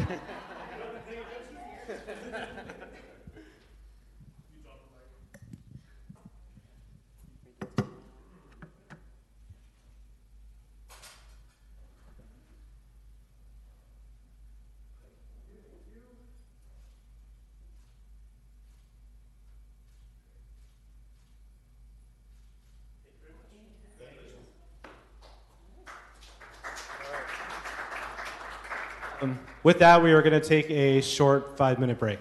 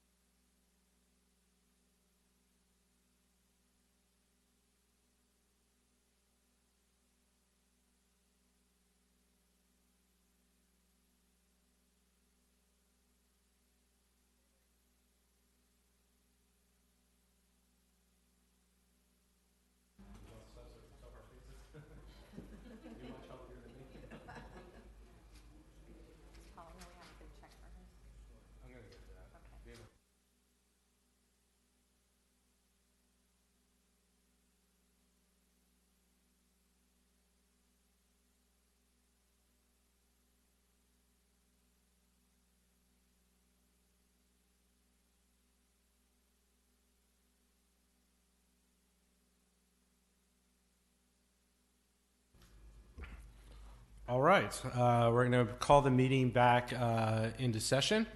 And we welcome Barb or Barbara? Which do you prefer? Doesn't matter? All right. Barb it is then. Shorter. Sounds good. All right. Yeah. As you probably noticed, I use the first name, so we'll go with that. Yeah, I answer to either one. Is fine. Okay. Just making sure. Excellent. You ready to go? Ready. Throw you right in the fire. All right. Here we go.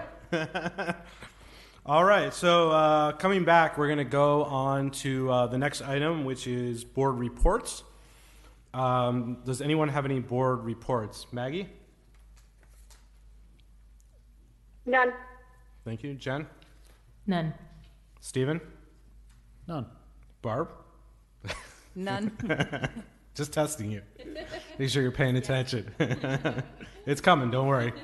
I don't have any either. So with that, we will move on to superintendent report and board discussion. When we will start with R-01-1920, the Measure S Facilities Program update. Maggie, I don't know if you traveled all the way to San Luis Obispo. I think Pat is there with you. I want to give you guys the honor of telling us what happened today. Yeah, absolutely. Really pleased. About 3 hours ago now, the Coastal Commission unanimously voted to support the application for the North School rebuild. And so just a huge round of applause for everyone for that, please.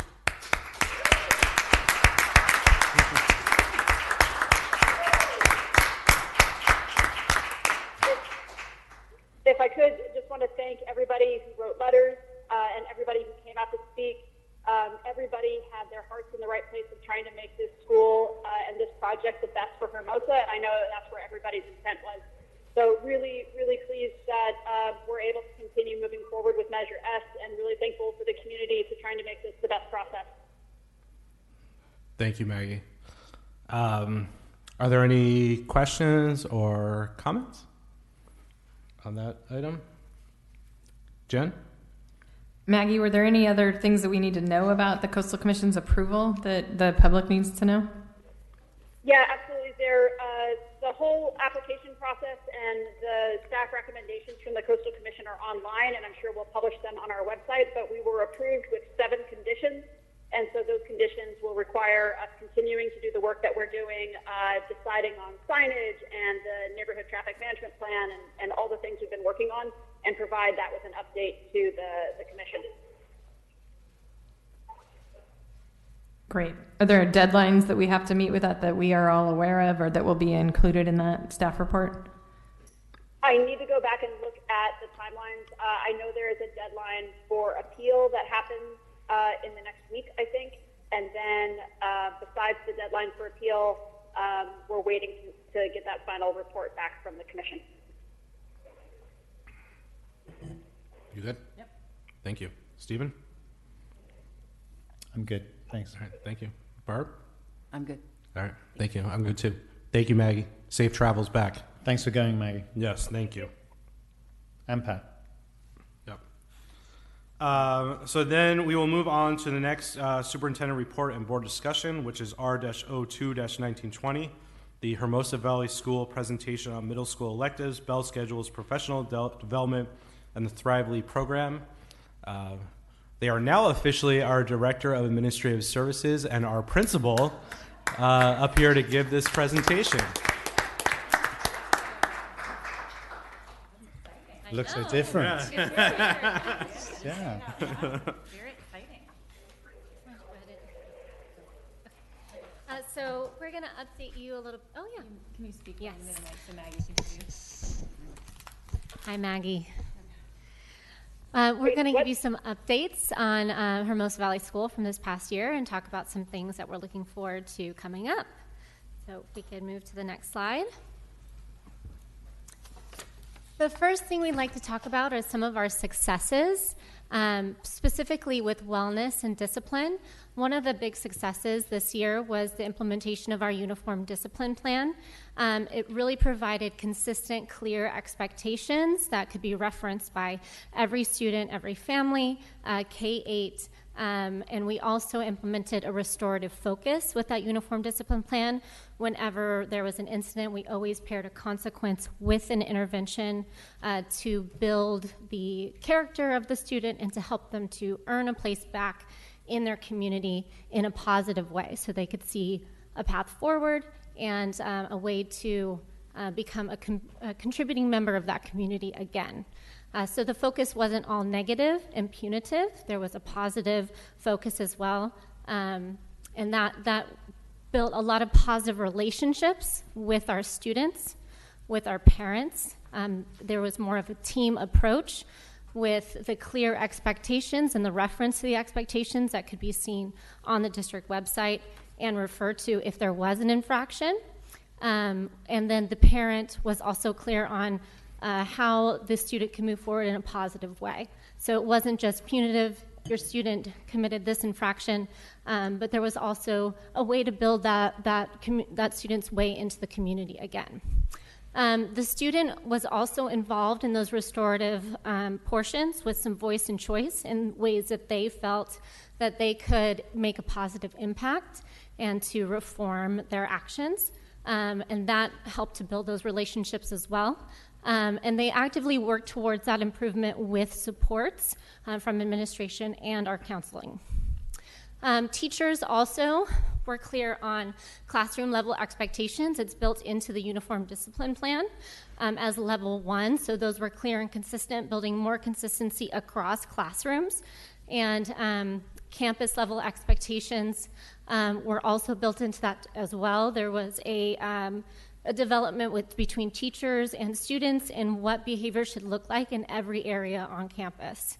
And then also all of that was supported with admin and counseling. So this is just a snapshot of our discipline data. It looks scary. It is not scary. These are our suspension rates. There were 25 suspensions total this past year.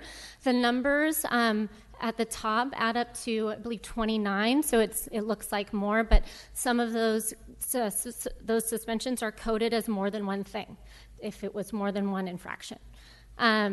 And those are coded along ed code, so there are specific infractions that necessitate suspension, and those are coded up there so you can see what those are. And we also have a breakdown of the gender. So we had 22 boys were participating in this, were part of these incidents, 3 girls. 4 of these students were 7th grade, and 21 of them were 8th grade. The biggest takeaways were the restorative interventions. That was built positive relationships and students who were often frequent flyers, especially in the past. We didn't see as much of them in the office after the first or second infraction. They did find ways to kind of be more contributing members of the community, and that clarity really made it easier for them to kind of stay on a positive path.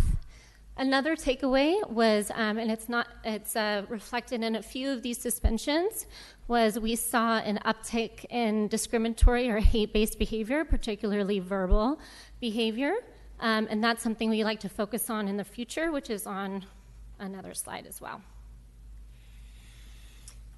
So moving forward, because we have seen several instances of particularly verbal behavior, we want to increase our bias training and cultural sensitivity.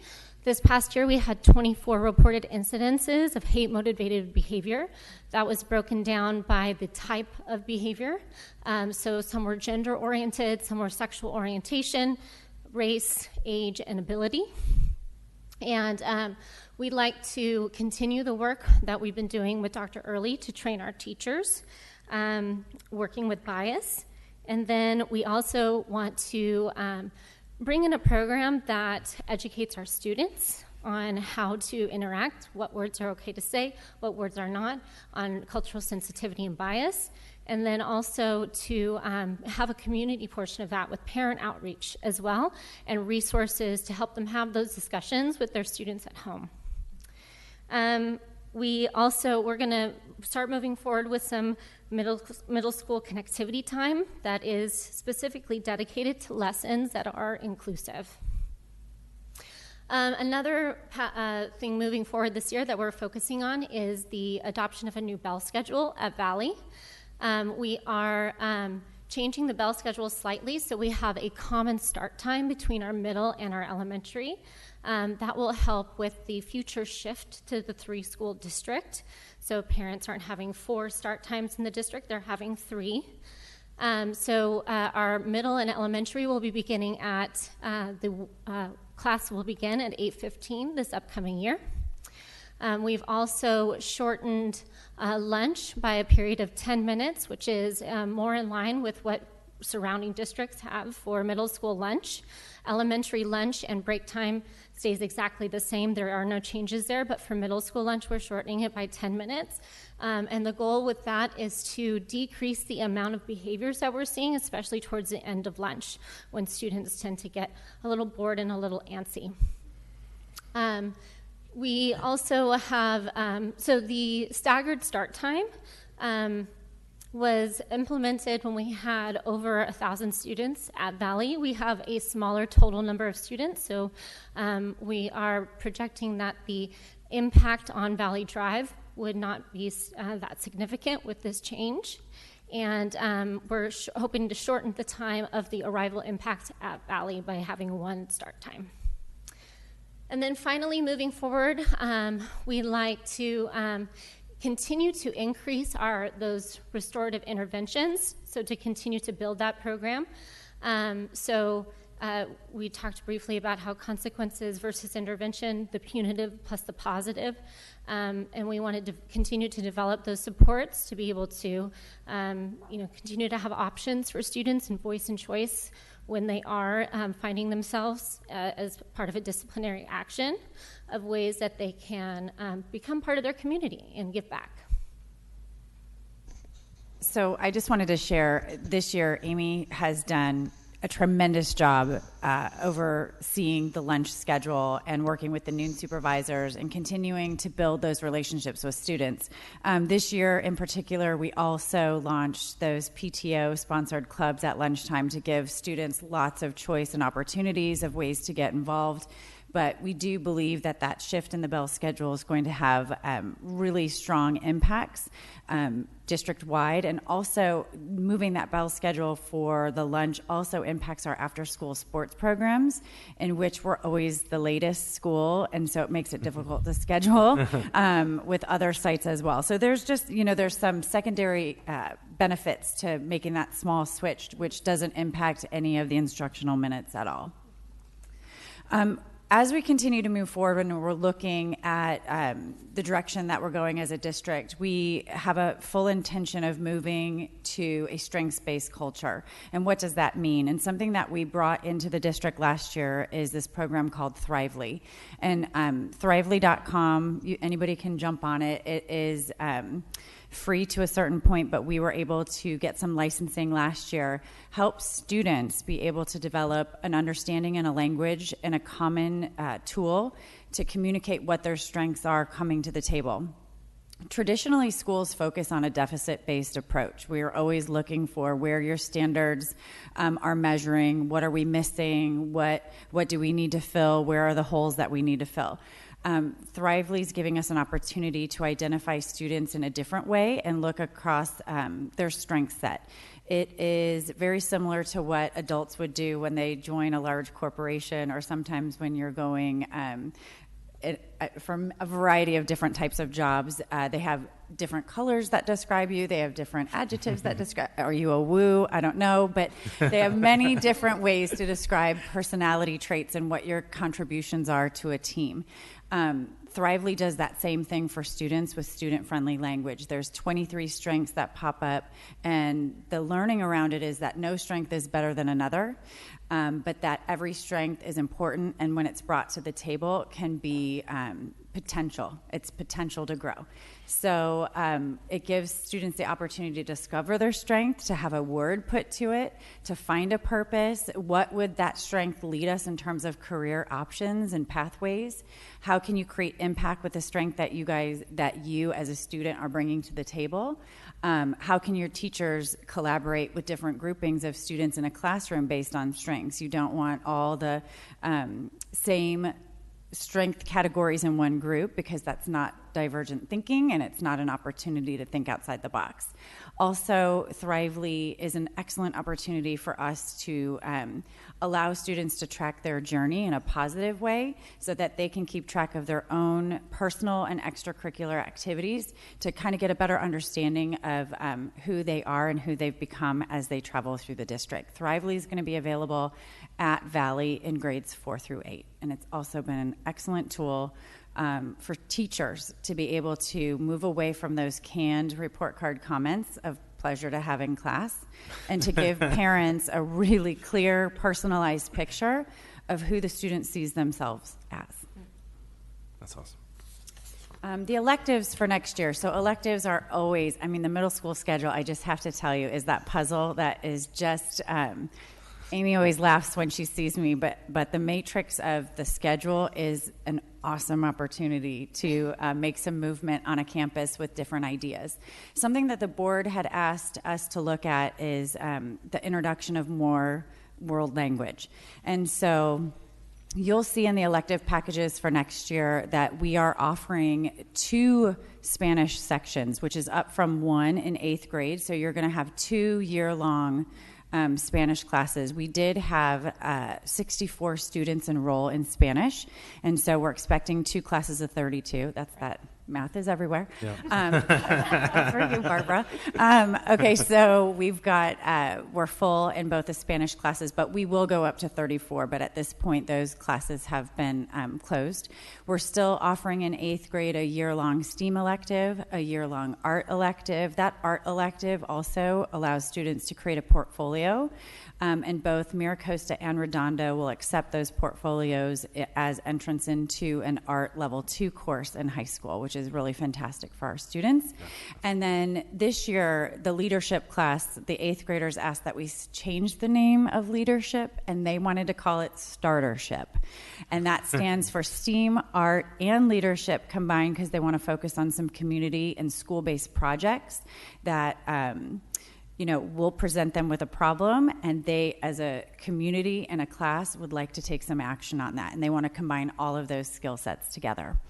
Also, looking at 8th grade, out of those selections, 8th graders also had a chance to take the year-long band elective as well.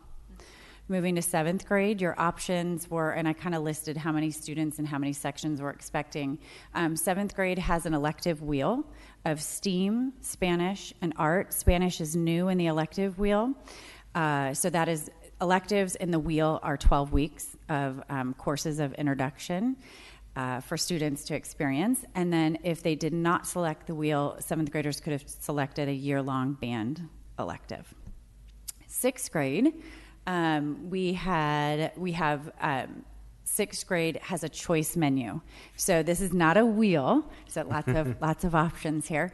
6th grade is a choice menu. Students were asked to rank their elective choices 1 through 5, and we then went through every day, went through and made sure to look at their first, second, and third choices and to place them appropriately. So this year we have STEAM 6.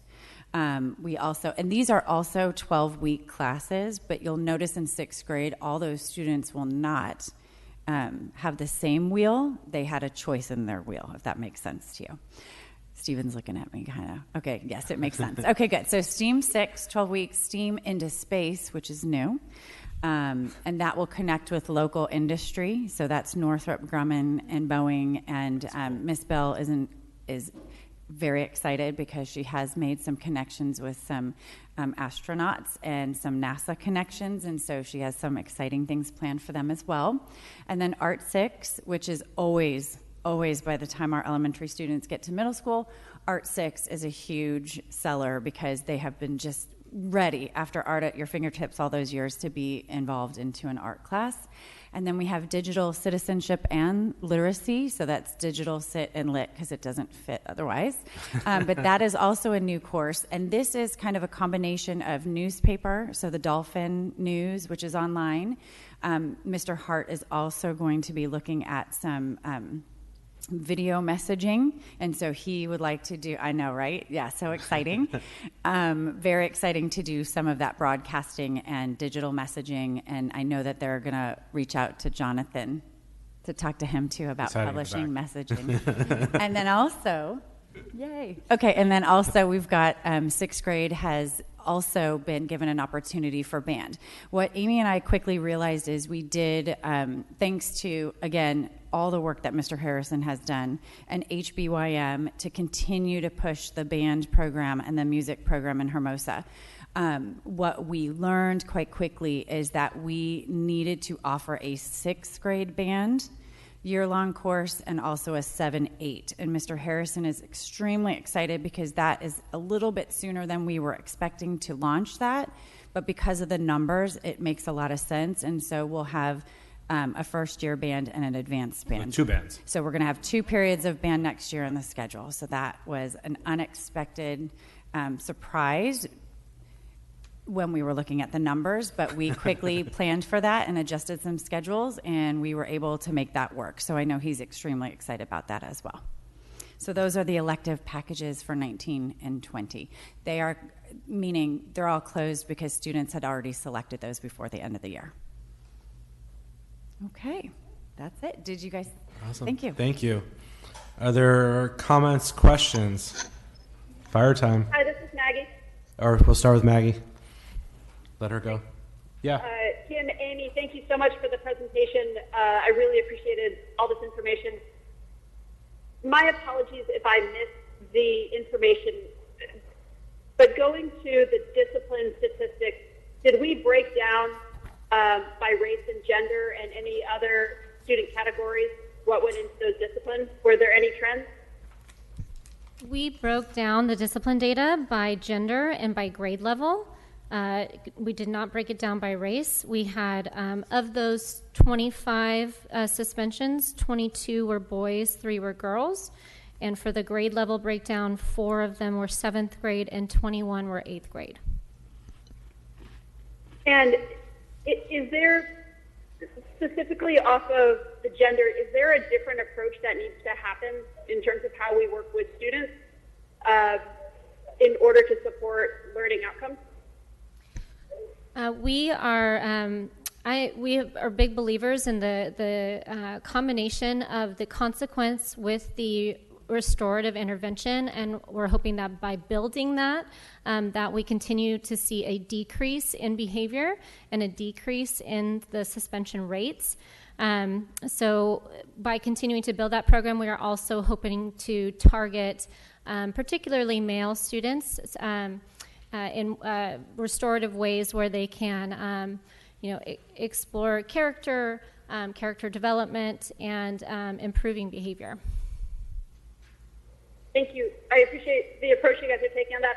I think I'd just like to highlight as one extra point that because we have such a heavy emphasis of boys who are coming out of the statistics, that we need to be mindful of our approaches, go back and look at the research, go back and look at different ways of making sure that we're supporting boys appropriately in this. It looks like there is a disproportional outcome. Absolutely.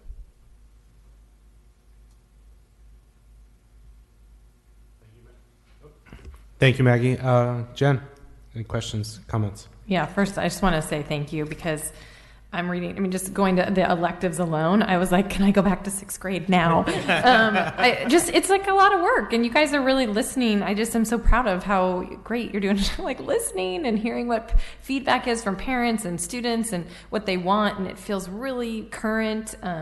So it feels really exciting. I feel like school should be a place like you really want to go, and if I was like, whew, I'd be really excited to come to school every day. So hats off to you guys. I feel like it's a really great start. It's July even, so it's very exciting.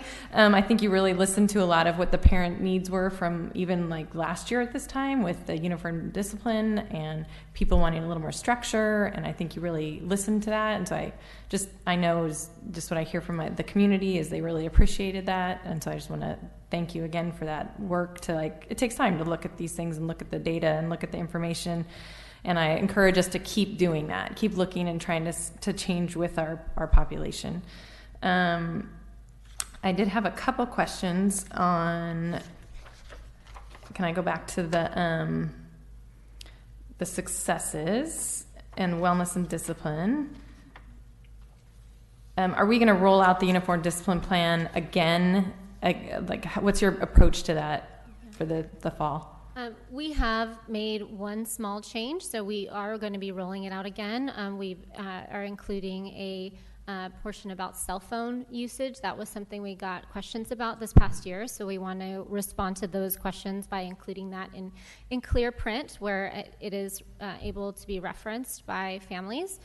So that will be included, so we will be rolling that back out again, and reposting it to the website as well.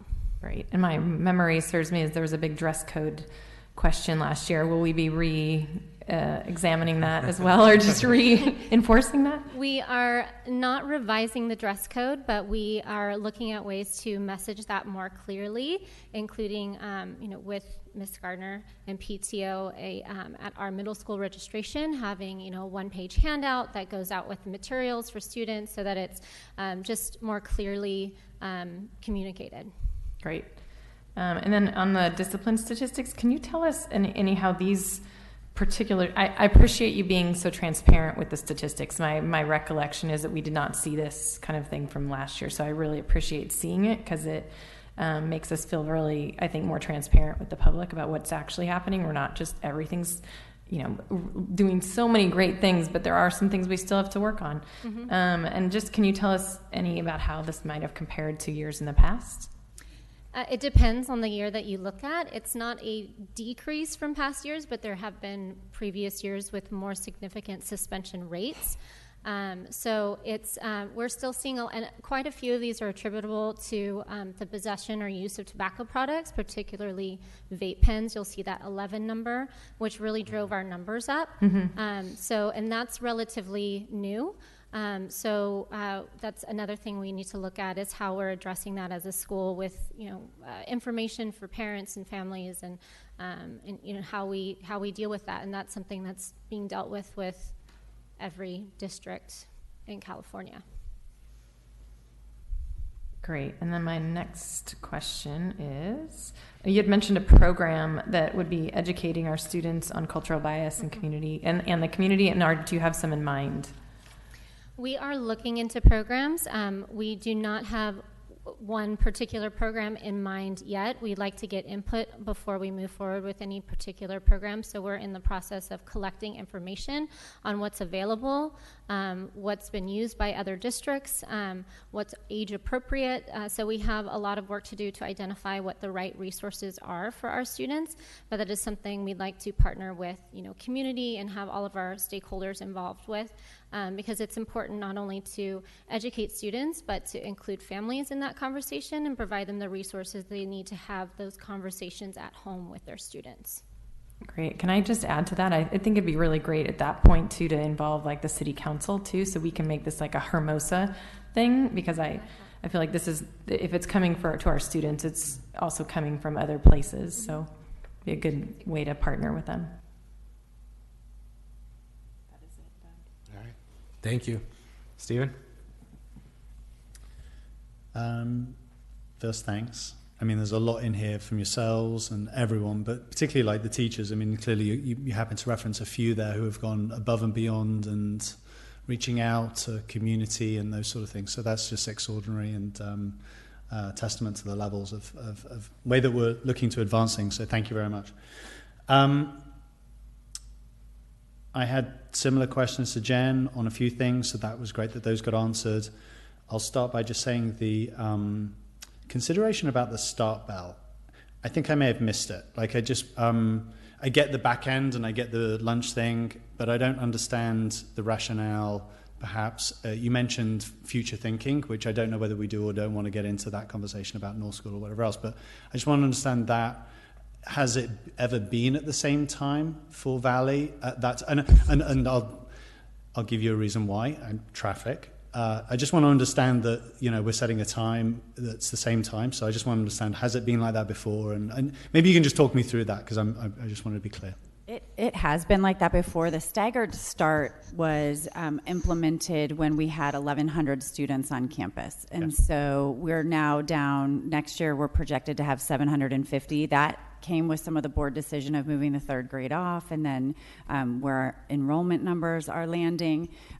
Similar schools in the area, for example, down on Valley, Pacific, any other student schools in the Manhattan Beach District, they have large numbers. They're all arriving at the same time. MBMS has 1,500 students. They're all arriving at the same time.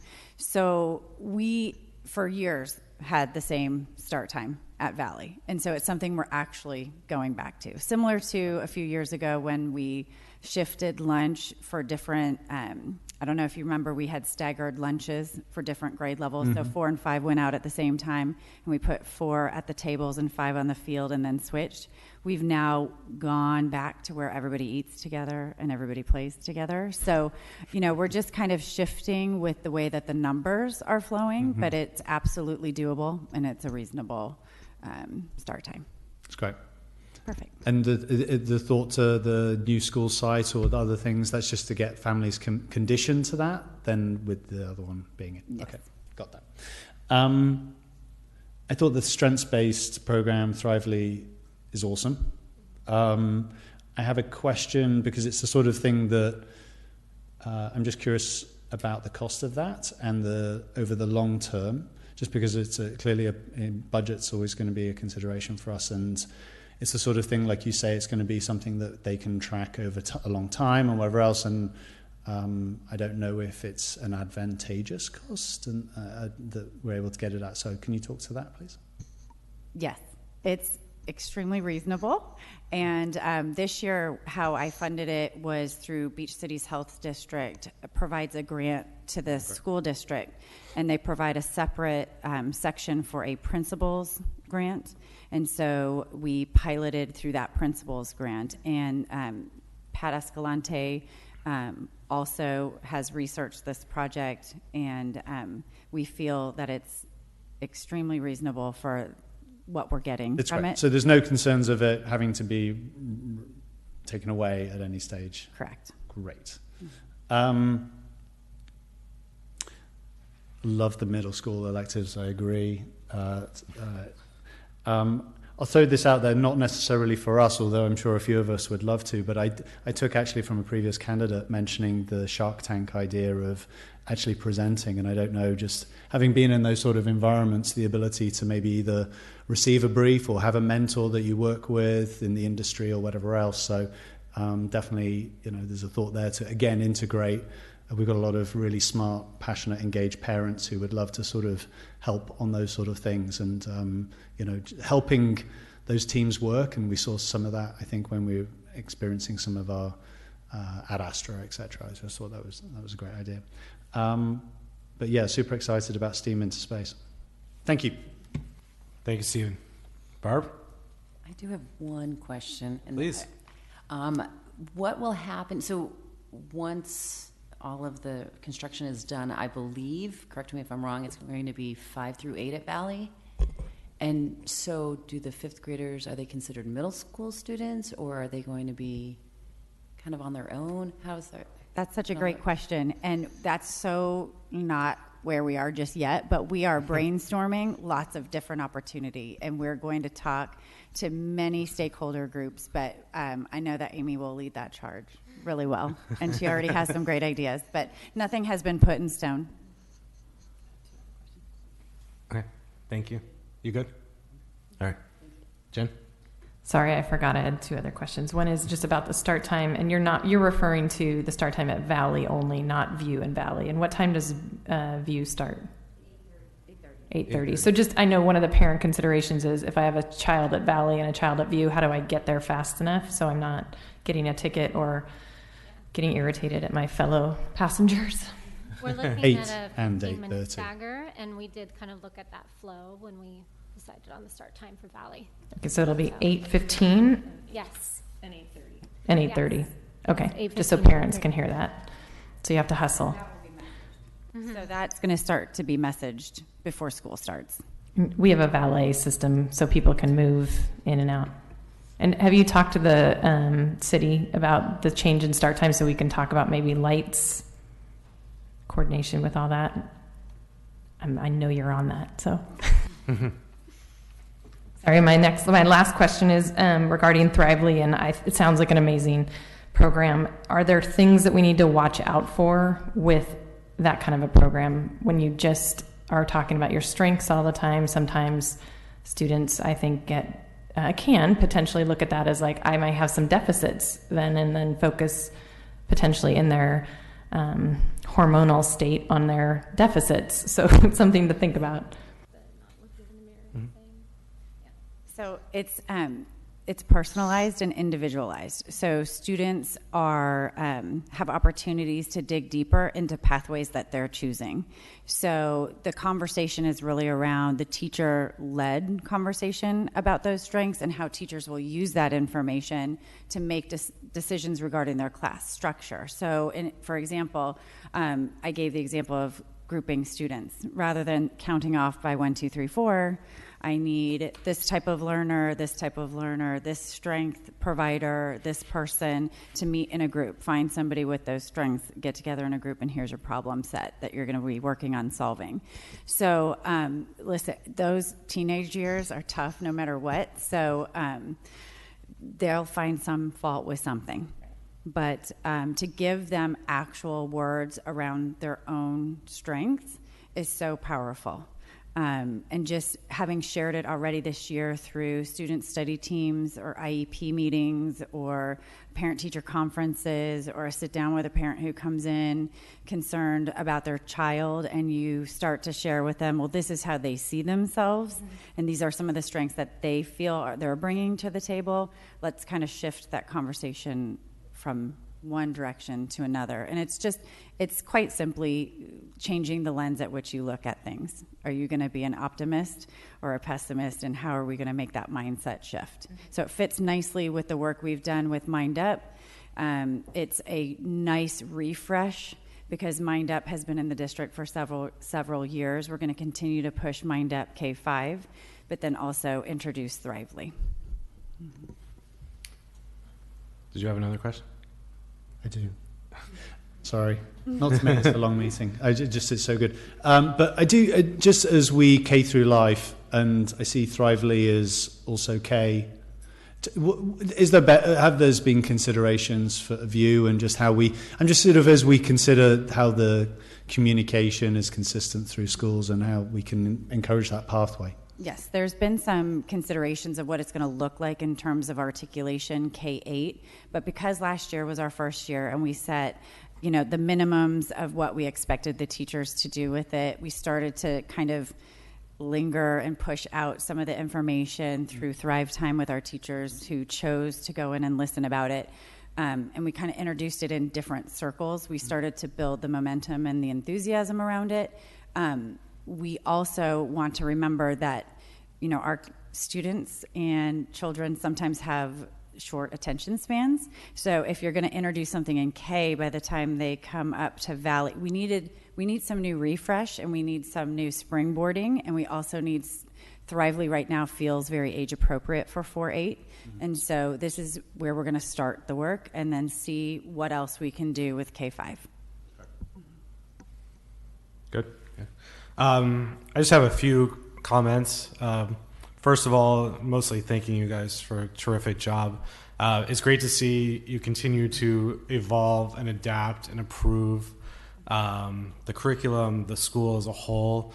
You guys aren't at all in the mindset of this is how it's been done, so that's how we should always do it. It seems like all the time there's new advances and really trying to make it the best that it can be, which is really terrific. As part of that, it was really great to hear, particularly on the the startership class, that you're listening to the students as well. You know, a lot of talk gets put into listening to the parents and what they want, but you know, it's equally important to listen to the students. We get, at least that I've seen, there's a lot of talk of we're just kids, nobody listens to us.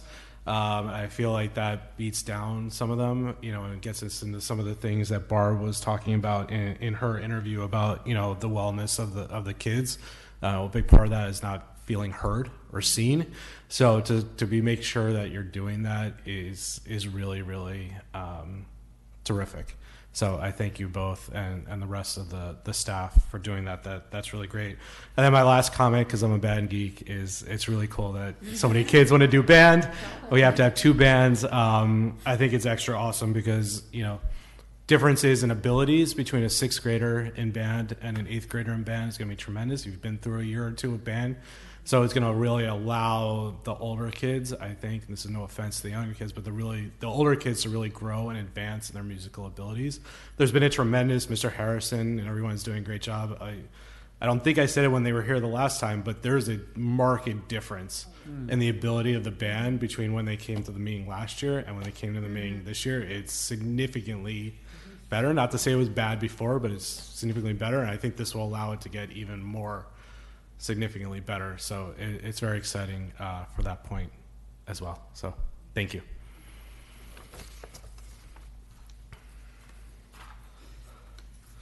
All right. With that, we will move on to consent calendar. And is there a motion to approve the items on the consent calendar? I so move. Thank you. Thank you, Stephen. I think you beat to the punch. Is there a second? I second. Thank you, Jen. All in favor? Aye. Aye. Aye. Thank you. Motion carries. Now we will move on to more board action, starting with Superintendent S-06-1920 on adopting resolution number 01:1920, the authorized signature resolution. It is recommended that the Board of Education adopt resolution number 01:1920, the authorized signature resolution. Each year, the district must forward to the county a certification of signatures of the members of the governing board and persons authorized to sign notices of employment, contracts, and orders drawn on the funds of the school district.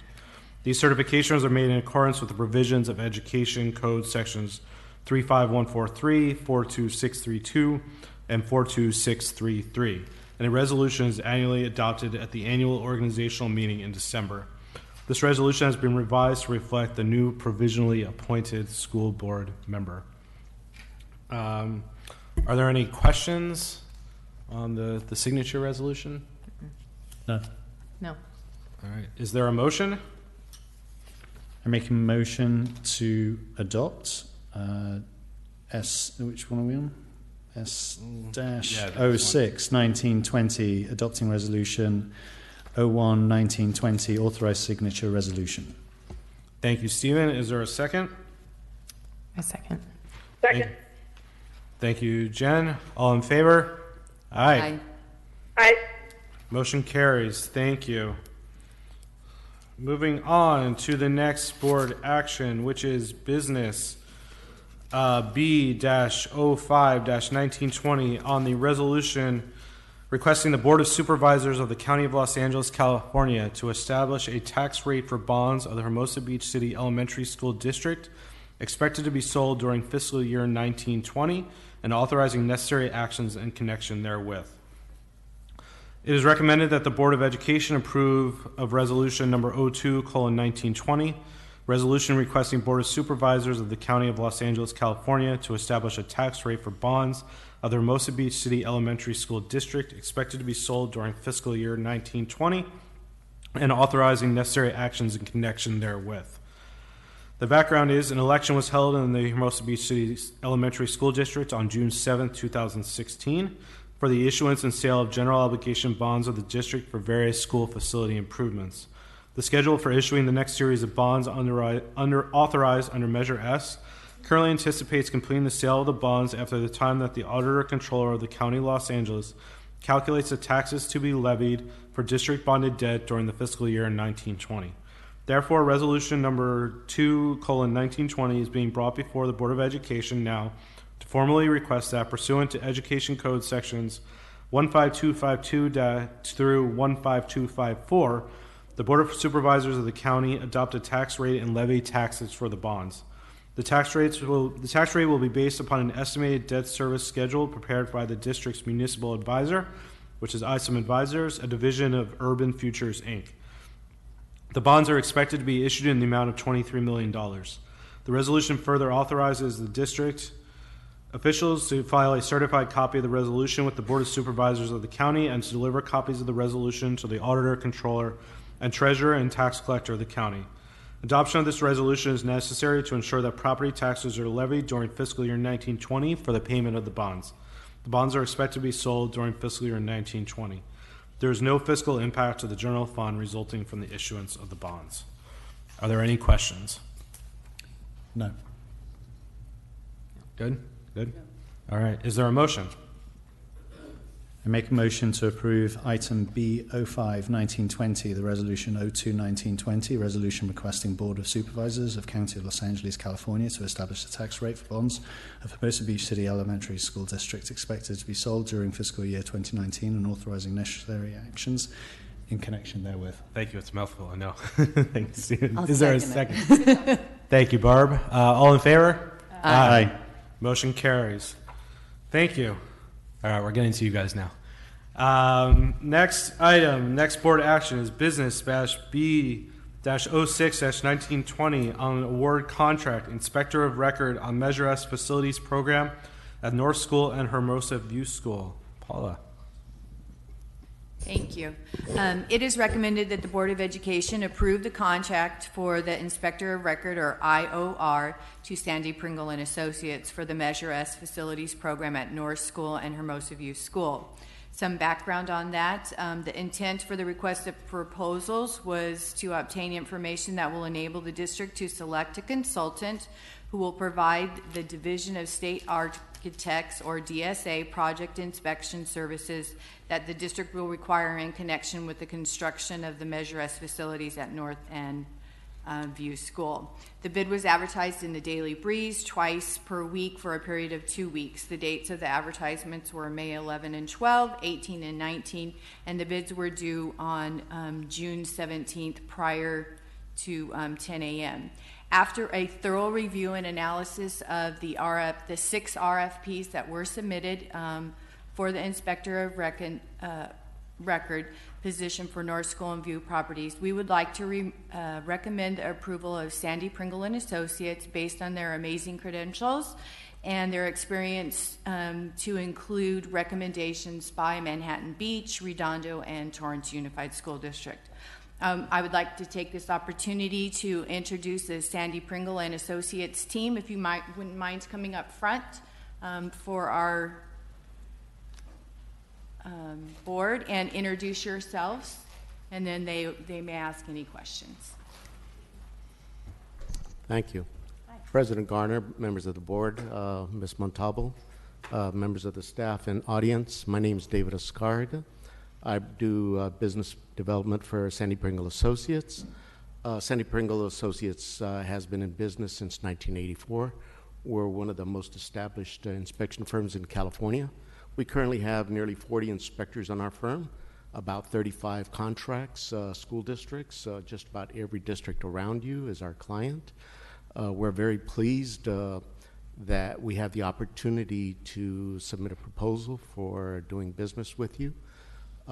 We have with us several people that I'd like to introduce to you. We have the 2 senior principals in our firm, Mr. Gary Voitsberger and Mr. Louis Hubbard.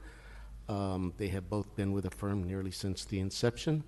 And we're also very pleased to introduce to you Mr. Brian McCarthy. Brian is one of our most senior inspectors. We're very fortunate that the schedule worked out so that he was available to propose him on this contract.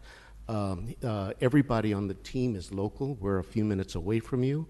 Our president and vice president, Mr. Sandy Pringle and Jim Cohn, are at another commitment this evening. They are both Class 1 inspectors, as everyone behind me, and they're all working inspectors in the local area, in the Torrance, Redondo Beach area, and they're all committed to support you at no cost, just part of the depth in our organization to support you, as I am available to assist in any way that we can. Mr. Brian McCarthy is just amazing. I just can't say enough about him. He's really knowledgeable, and you'll probably not meet a better guy. He's really, really fortunate to be in that proposal. If you have any questions, we'd like to answer any questions you might have on our proposal. Are there any questions? Jen? I just have a couple of questions, but I appreciate you all coming here tonight, and thank you for being willing to be involved in this project. And it's really nice to hear that you've worked with all three of the districts around us too. I think I didn't ask enough questions beforehand, so that was one of my questions. Just like how to tell us a bit about how we selected you and who you'd work with. But that answers my question for that. I am wondering just how you work with. We have a project manager currently. So how does that job, how do you work together with the project manager? Yeah, and then you also work with, you represent us. You're our eyes and ears. That is correct. That's how I understood it. And we work directly for you, but we represent also the Division of State Architect. Okay. Representing you. We are your owner's representative. And I'll have Mr. Voitsberger answer any questions you might have on that. Great. We are your eyes and ears, along with the special inspection team that is behind us, architect, district, CM firm, lease back contractor. We're involved with all of them. We're part of the team. We're actually a bigger part of the team. Controlling, you'll know what's going on. Nancy, I'm sure, is going to be involved in the project. Erickson Hall is your lease back contractor. So yep. We know all the players involved in this team. It's a great team. SVA is a great architect firm, and it's probably going to be a very successful project. Great, thanks. Good. Mm-hmm. Maggie, did you have any questions? I skipped over you. I apologize.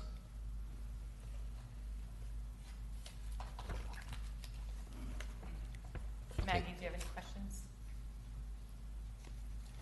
No, I do not. All right, thank you. Stephen? No, thank you very much. Sincerely, thank you for being here and credentials and everything and stating that. It's really important, particularly given the unique nature of our project and our community and so forth. So we really value, we're excited to work with you and thank you for being here. We're excited for what we're going to build. So thank you. Thanks for the opportunity. Mm-hmm. Barb? I have no questions. Thank you. Thank you. Yeah, I second what everyone said. We appreciate you coming out tonight. It's always great to be able to put faces to names, and particularly companies and things that at least us up here, at least myself, probably, to be honest, before this project and this RFP came up, I didn't know such things really existed. So it's good to know who you guys are, and as Jen said, the credentials and kind of what you're doing, and being here is super helpful. So thank you. So with that, is there a motion? I'd like to make a motion to approve B06-1920 and award contract Inspector of Record on Measure S Facilities Program at North School and Hermosa View School to Sandy Pringle Associates. Thank you, Stephen. Is there a second? A second. Thank you, Jen. All in favor? Aye. Aye. Motion carries. Welcome to the team.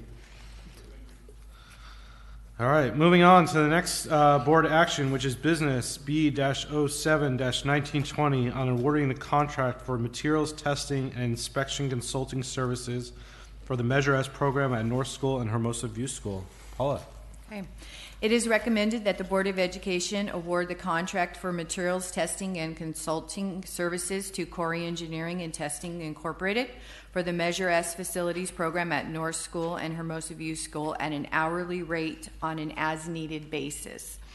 A little bit of background. The intent for the request for proposals was to obtain information that will enable the district to select a consultant to provide services for various ongoing capital facilities projects, including not limited to new construction, renovation, reconstruction project-wide projects, infrastructure projects, and or maintenance projects, and other projects related to the property ownership pursuant to the Measure S Facilities Program at North and Hermosa View School. Consultants will perform the services on materials testing and special inspections in accordance with the Title 24 California Code of Regulations, instructions on the Division of State Architects Structural Tests and Inspections Form 103. The bid was advertised in the Daily Breeze twice a week for 2 periods. The dates advertised were May 11 and 12, 18 and 19. The bids were due on June 17th prior to 10 a.m.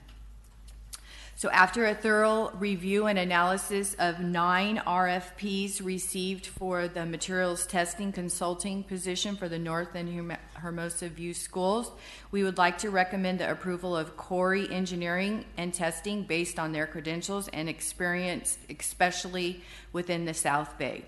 They have not only worked with the district prior to this proposal, but they work very closely with Sandy Pringle and Associates. So if the Corey team would like to come up and introduce yourselves and see if the board has any questions. Good evening. Thanks for having us here. My name's Michelle Shams. I've been with Corey. I just celebrated my 12th year, and I have been newly appointed as the Chief Executive Officer. Founding partner Richard Corey is no longer with the company, but he did start it in 1993, and I worked with him closely for 11 and a half years. We are very heavily in K through 12. That's where our strong suit is many districts we provide inspections and testing for. I do believe we provided the soils and the soils investigation report for these projects a couple years ago. And just to introduce some of the projects, we have worked in Torrance. We're currently in Torrance. We've been in Manhattan Beach, Redondo Beach, Palos Verdes. We work very closely with Sandy Pringle, not only out here, but other districts closer to the Inland Empire. With that, I have Karina Duran here, and she is the Business Development Manager, which will be working closely with the team and with Sandy Pringle's team in order to make sure that all the testing results get to you in an extreme timely manner, that the communication is spot on, and that there's no gaps. If anything's non-compliant, it's known immediately. We are a part of the team. We've worked heavily with Lease back in Torrance, so we know that we are we're one big happy family. So we have to make sure that everything's in compliance, but at the same time is making sure that everybody's on the right path to do so. Do you have anything to add, Karina? No, just want to let you guys know I will be working like the liaison between you folks and then us at Corey and the Sandy Pringle team. I've been with Corey for 8 years, and I've also overseen all of our contracts with the nearby cities. So, yep, very excited. And shout out to the band thing, because I was a band person too. Very excited. There we go. All right. Are there any questions for the group from Corey? Maggie? Maggie, do you have any questions?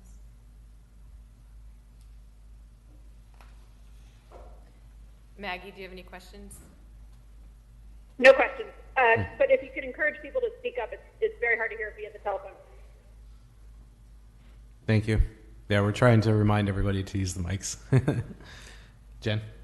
I don't think I have a question, but I just wanted to make sure I understood the process, and just for the general public. On the school district side, we have a owner's rep, which is Nancy, and we have now a inspector of record, which helps our architect look at building plans, and that is now Pringle. Correct. Then if we have a question about the concrete or the way things are being built or the soils or something, we come to your organization, Corey, and they also serve on our behalf. So what I realized in a building project is you really want people to be, and you're paying the bill, you want them to be on your side.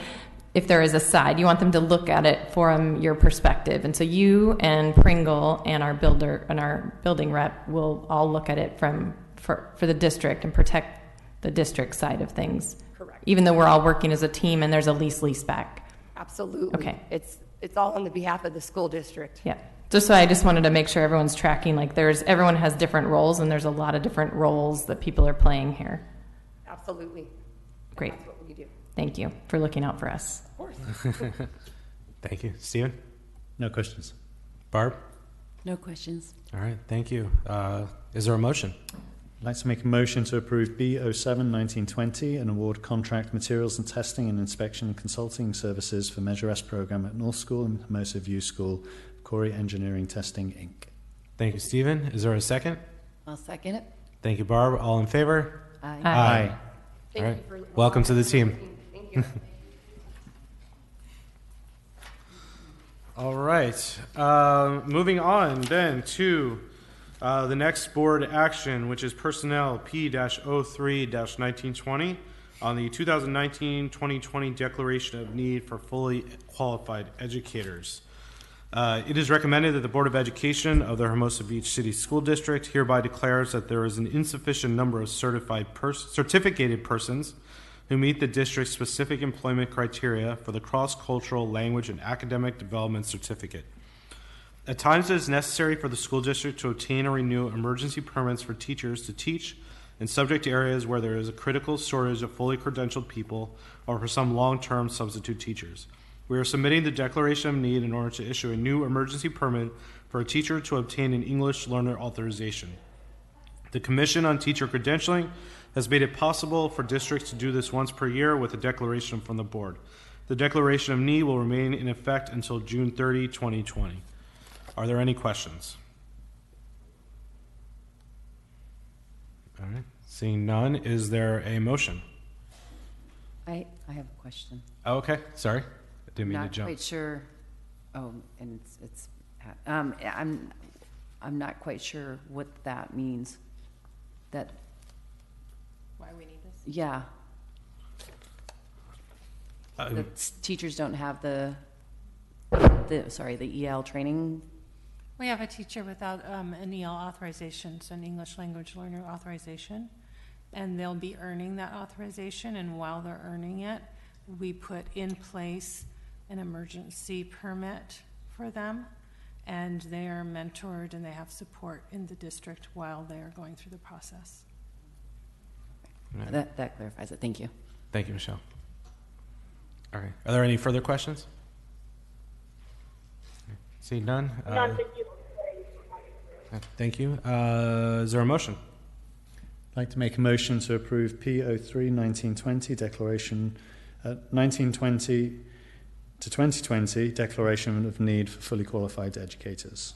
Thank you, Stephen. Is there a second? I second. Thank you, Jen. All in favor? Aye. Aye.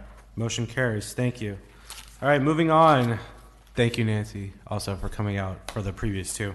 I see you're still sitting there. Moving on to board member roundtable. So, Barb, this is a chance for board members to bring up any items that they wish, speak on any topics that they would wish. I'm going to start with you.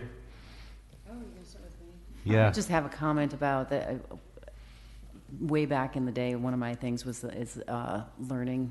Every student should be learning a second language. So I love that we've made a step there and added another Spanish class. So my daughter's in Germany right now, as all of her friends are all over Europe in college. That's what they do now, and it's pretty egocentric of us as a nation to only speak English, many of us. So I love that we're moving forward with that. All right. Thank you. Stephen?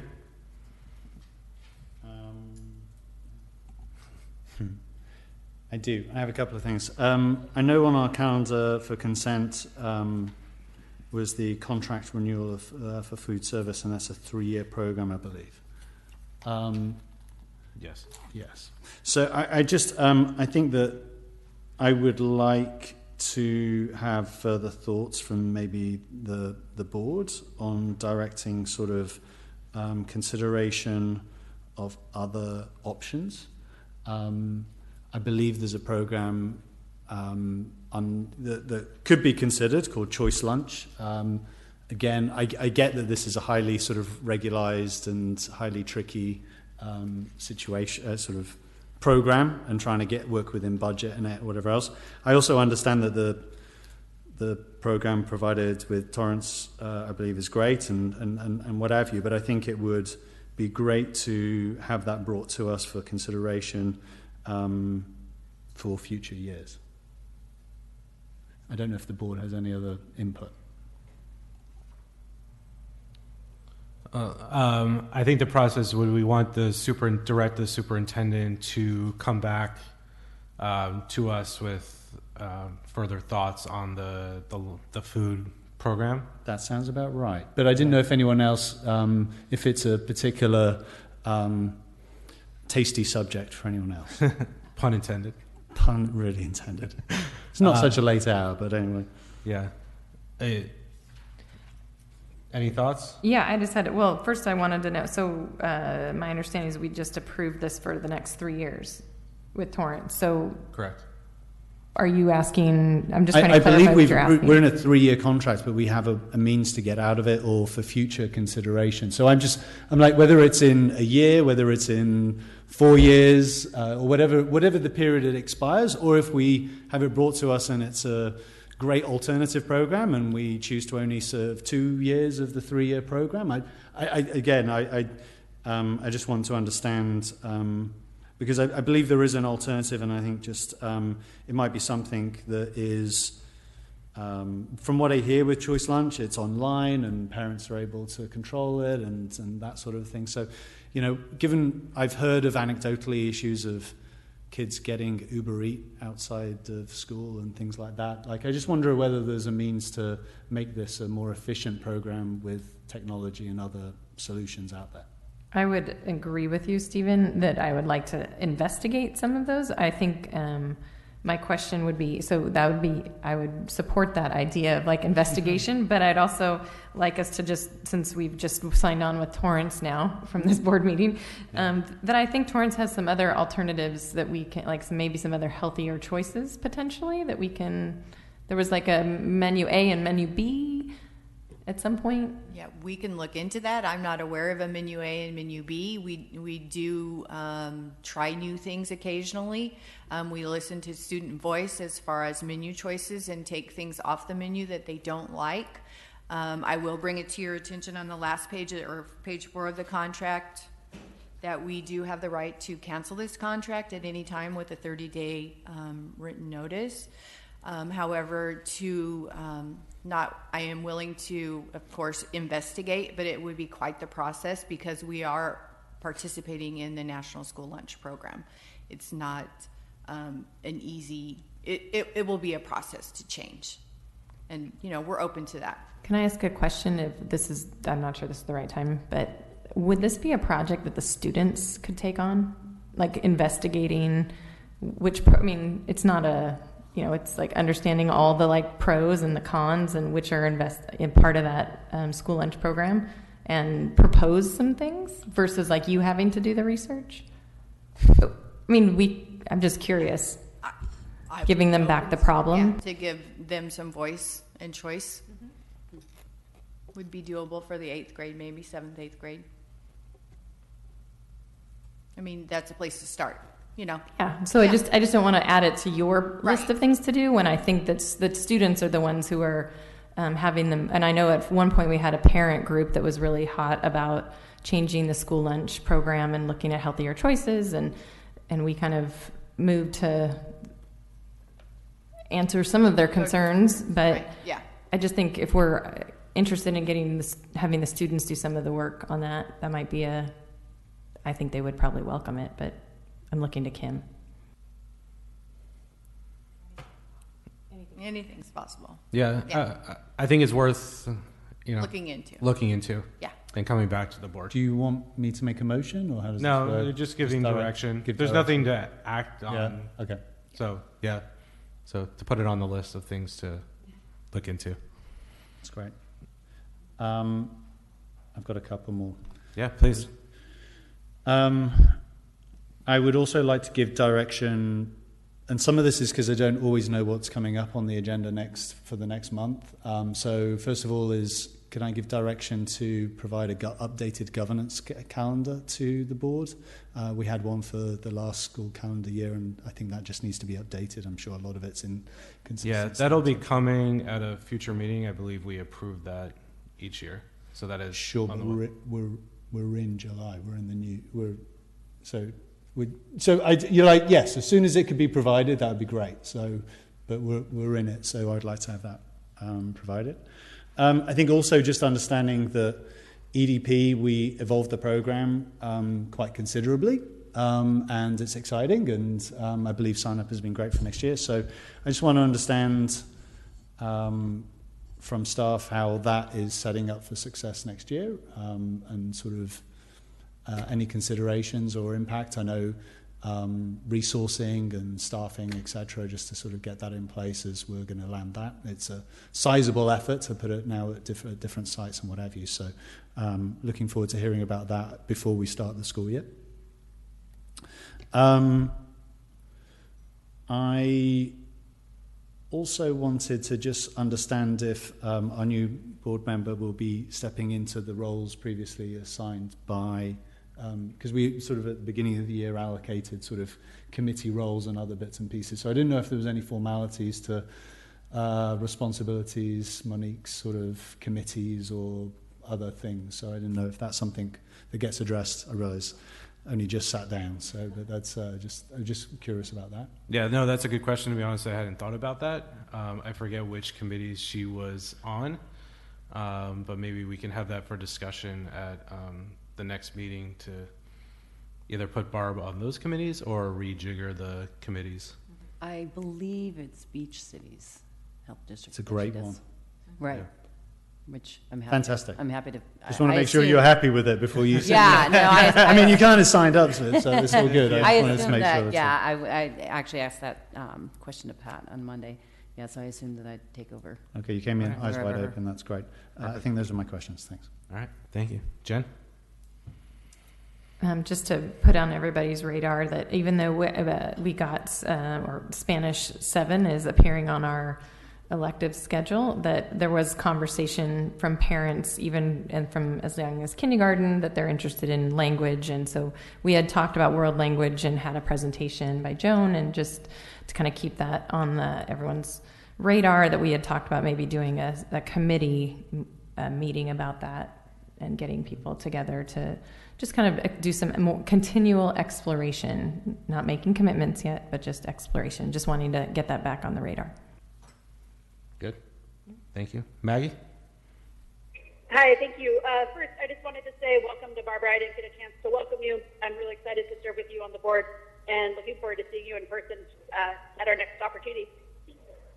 And then I wanted to say that I had forgotten to thank the city for their support and their support and hard work in preparing the report that went before Coastal Commission, specifically Leanne for coming out and representing the city at the hearing today, and for Suja's letter of support on behalf of the city as well.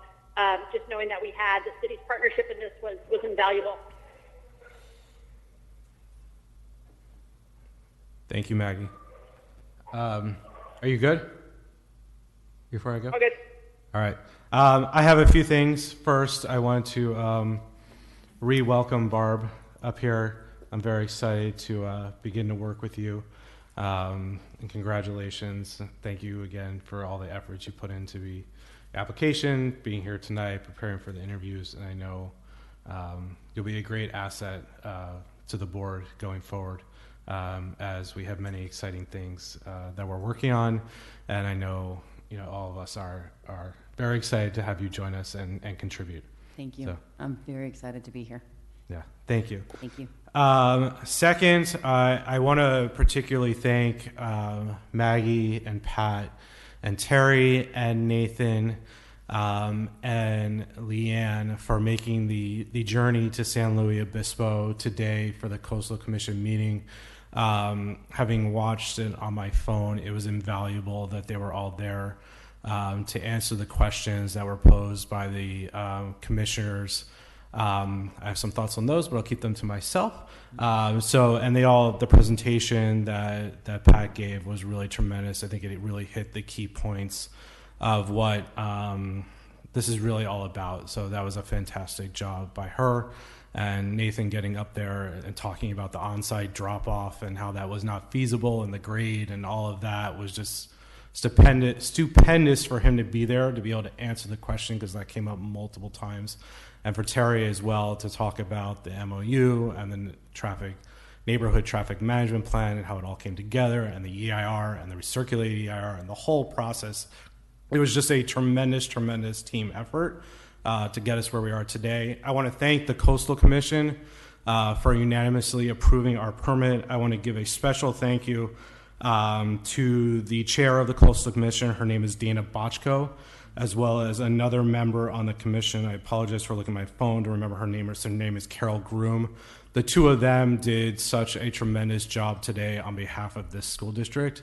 For those of you who don't know, there was a vote on a continuance of our permit, which failed on the commission, and I think those two really brought it back to getting this permit approved unanimously today, and their efforts and their work to get us to this point, and the Coastal Commission staff as well, to make them comfortable enough to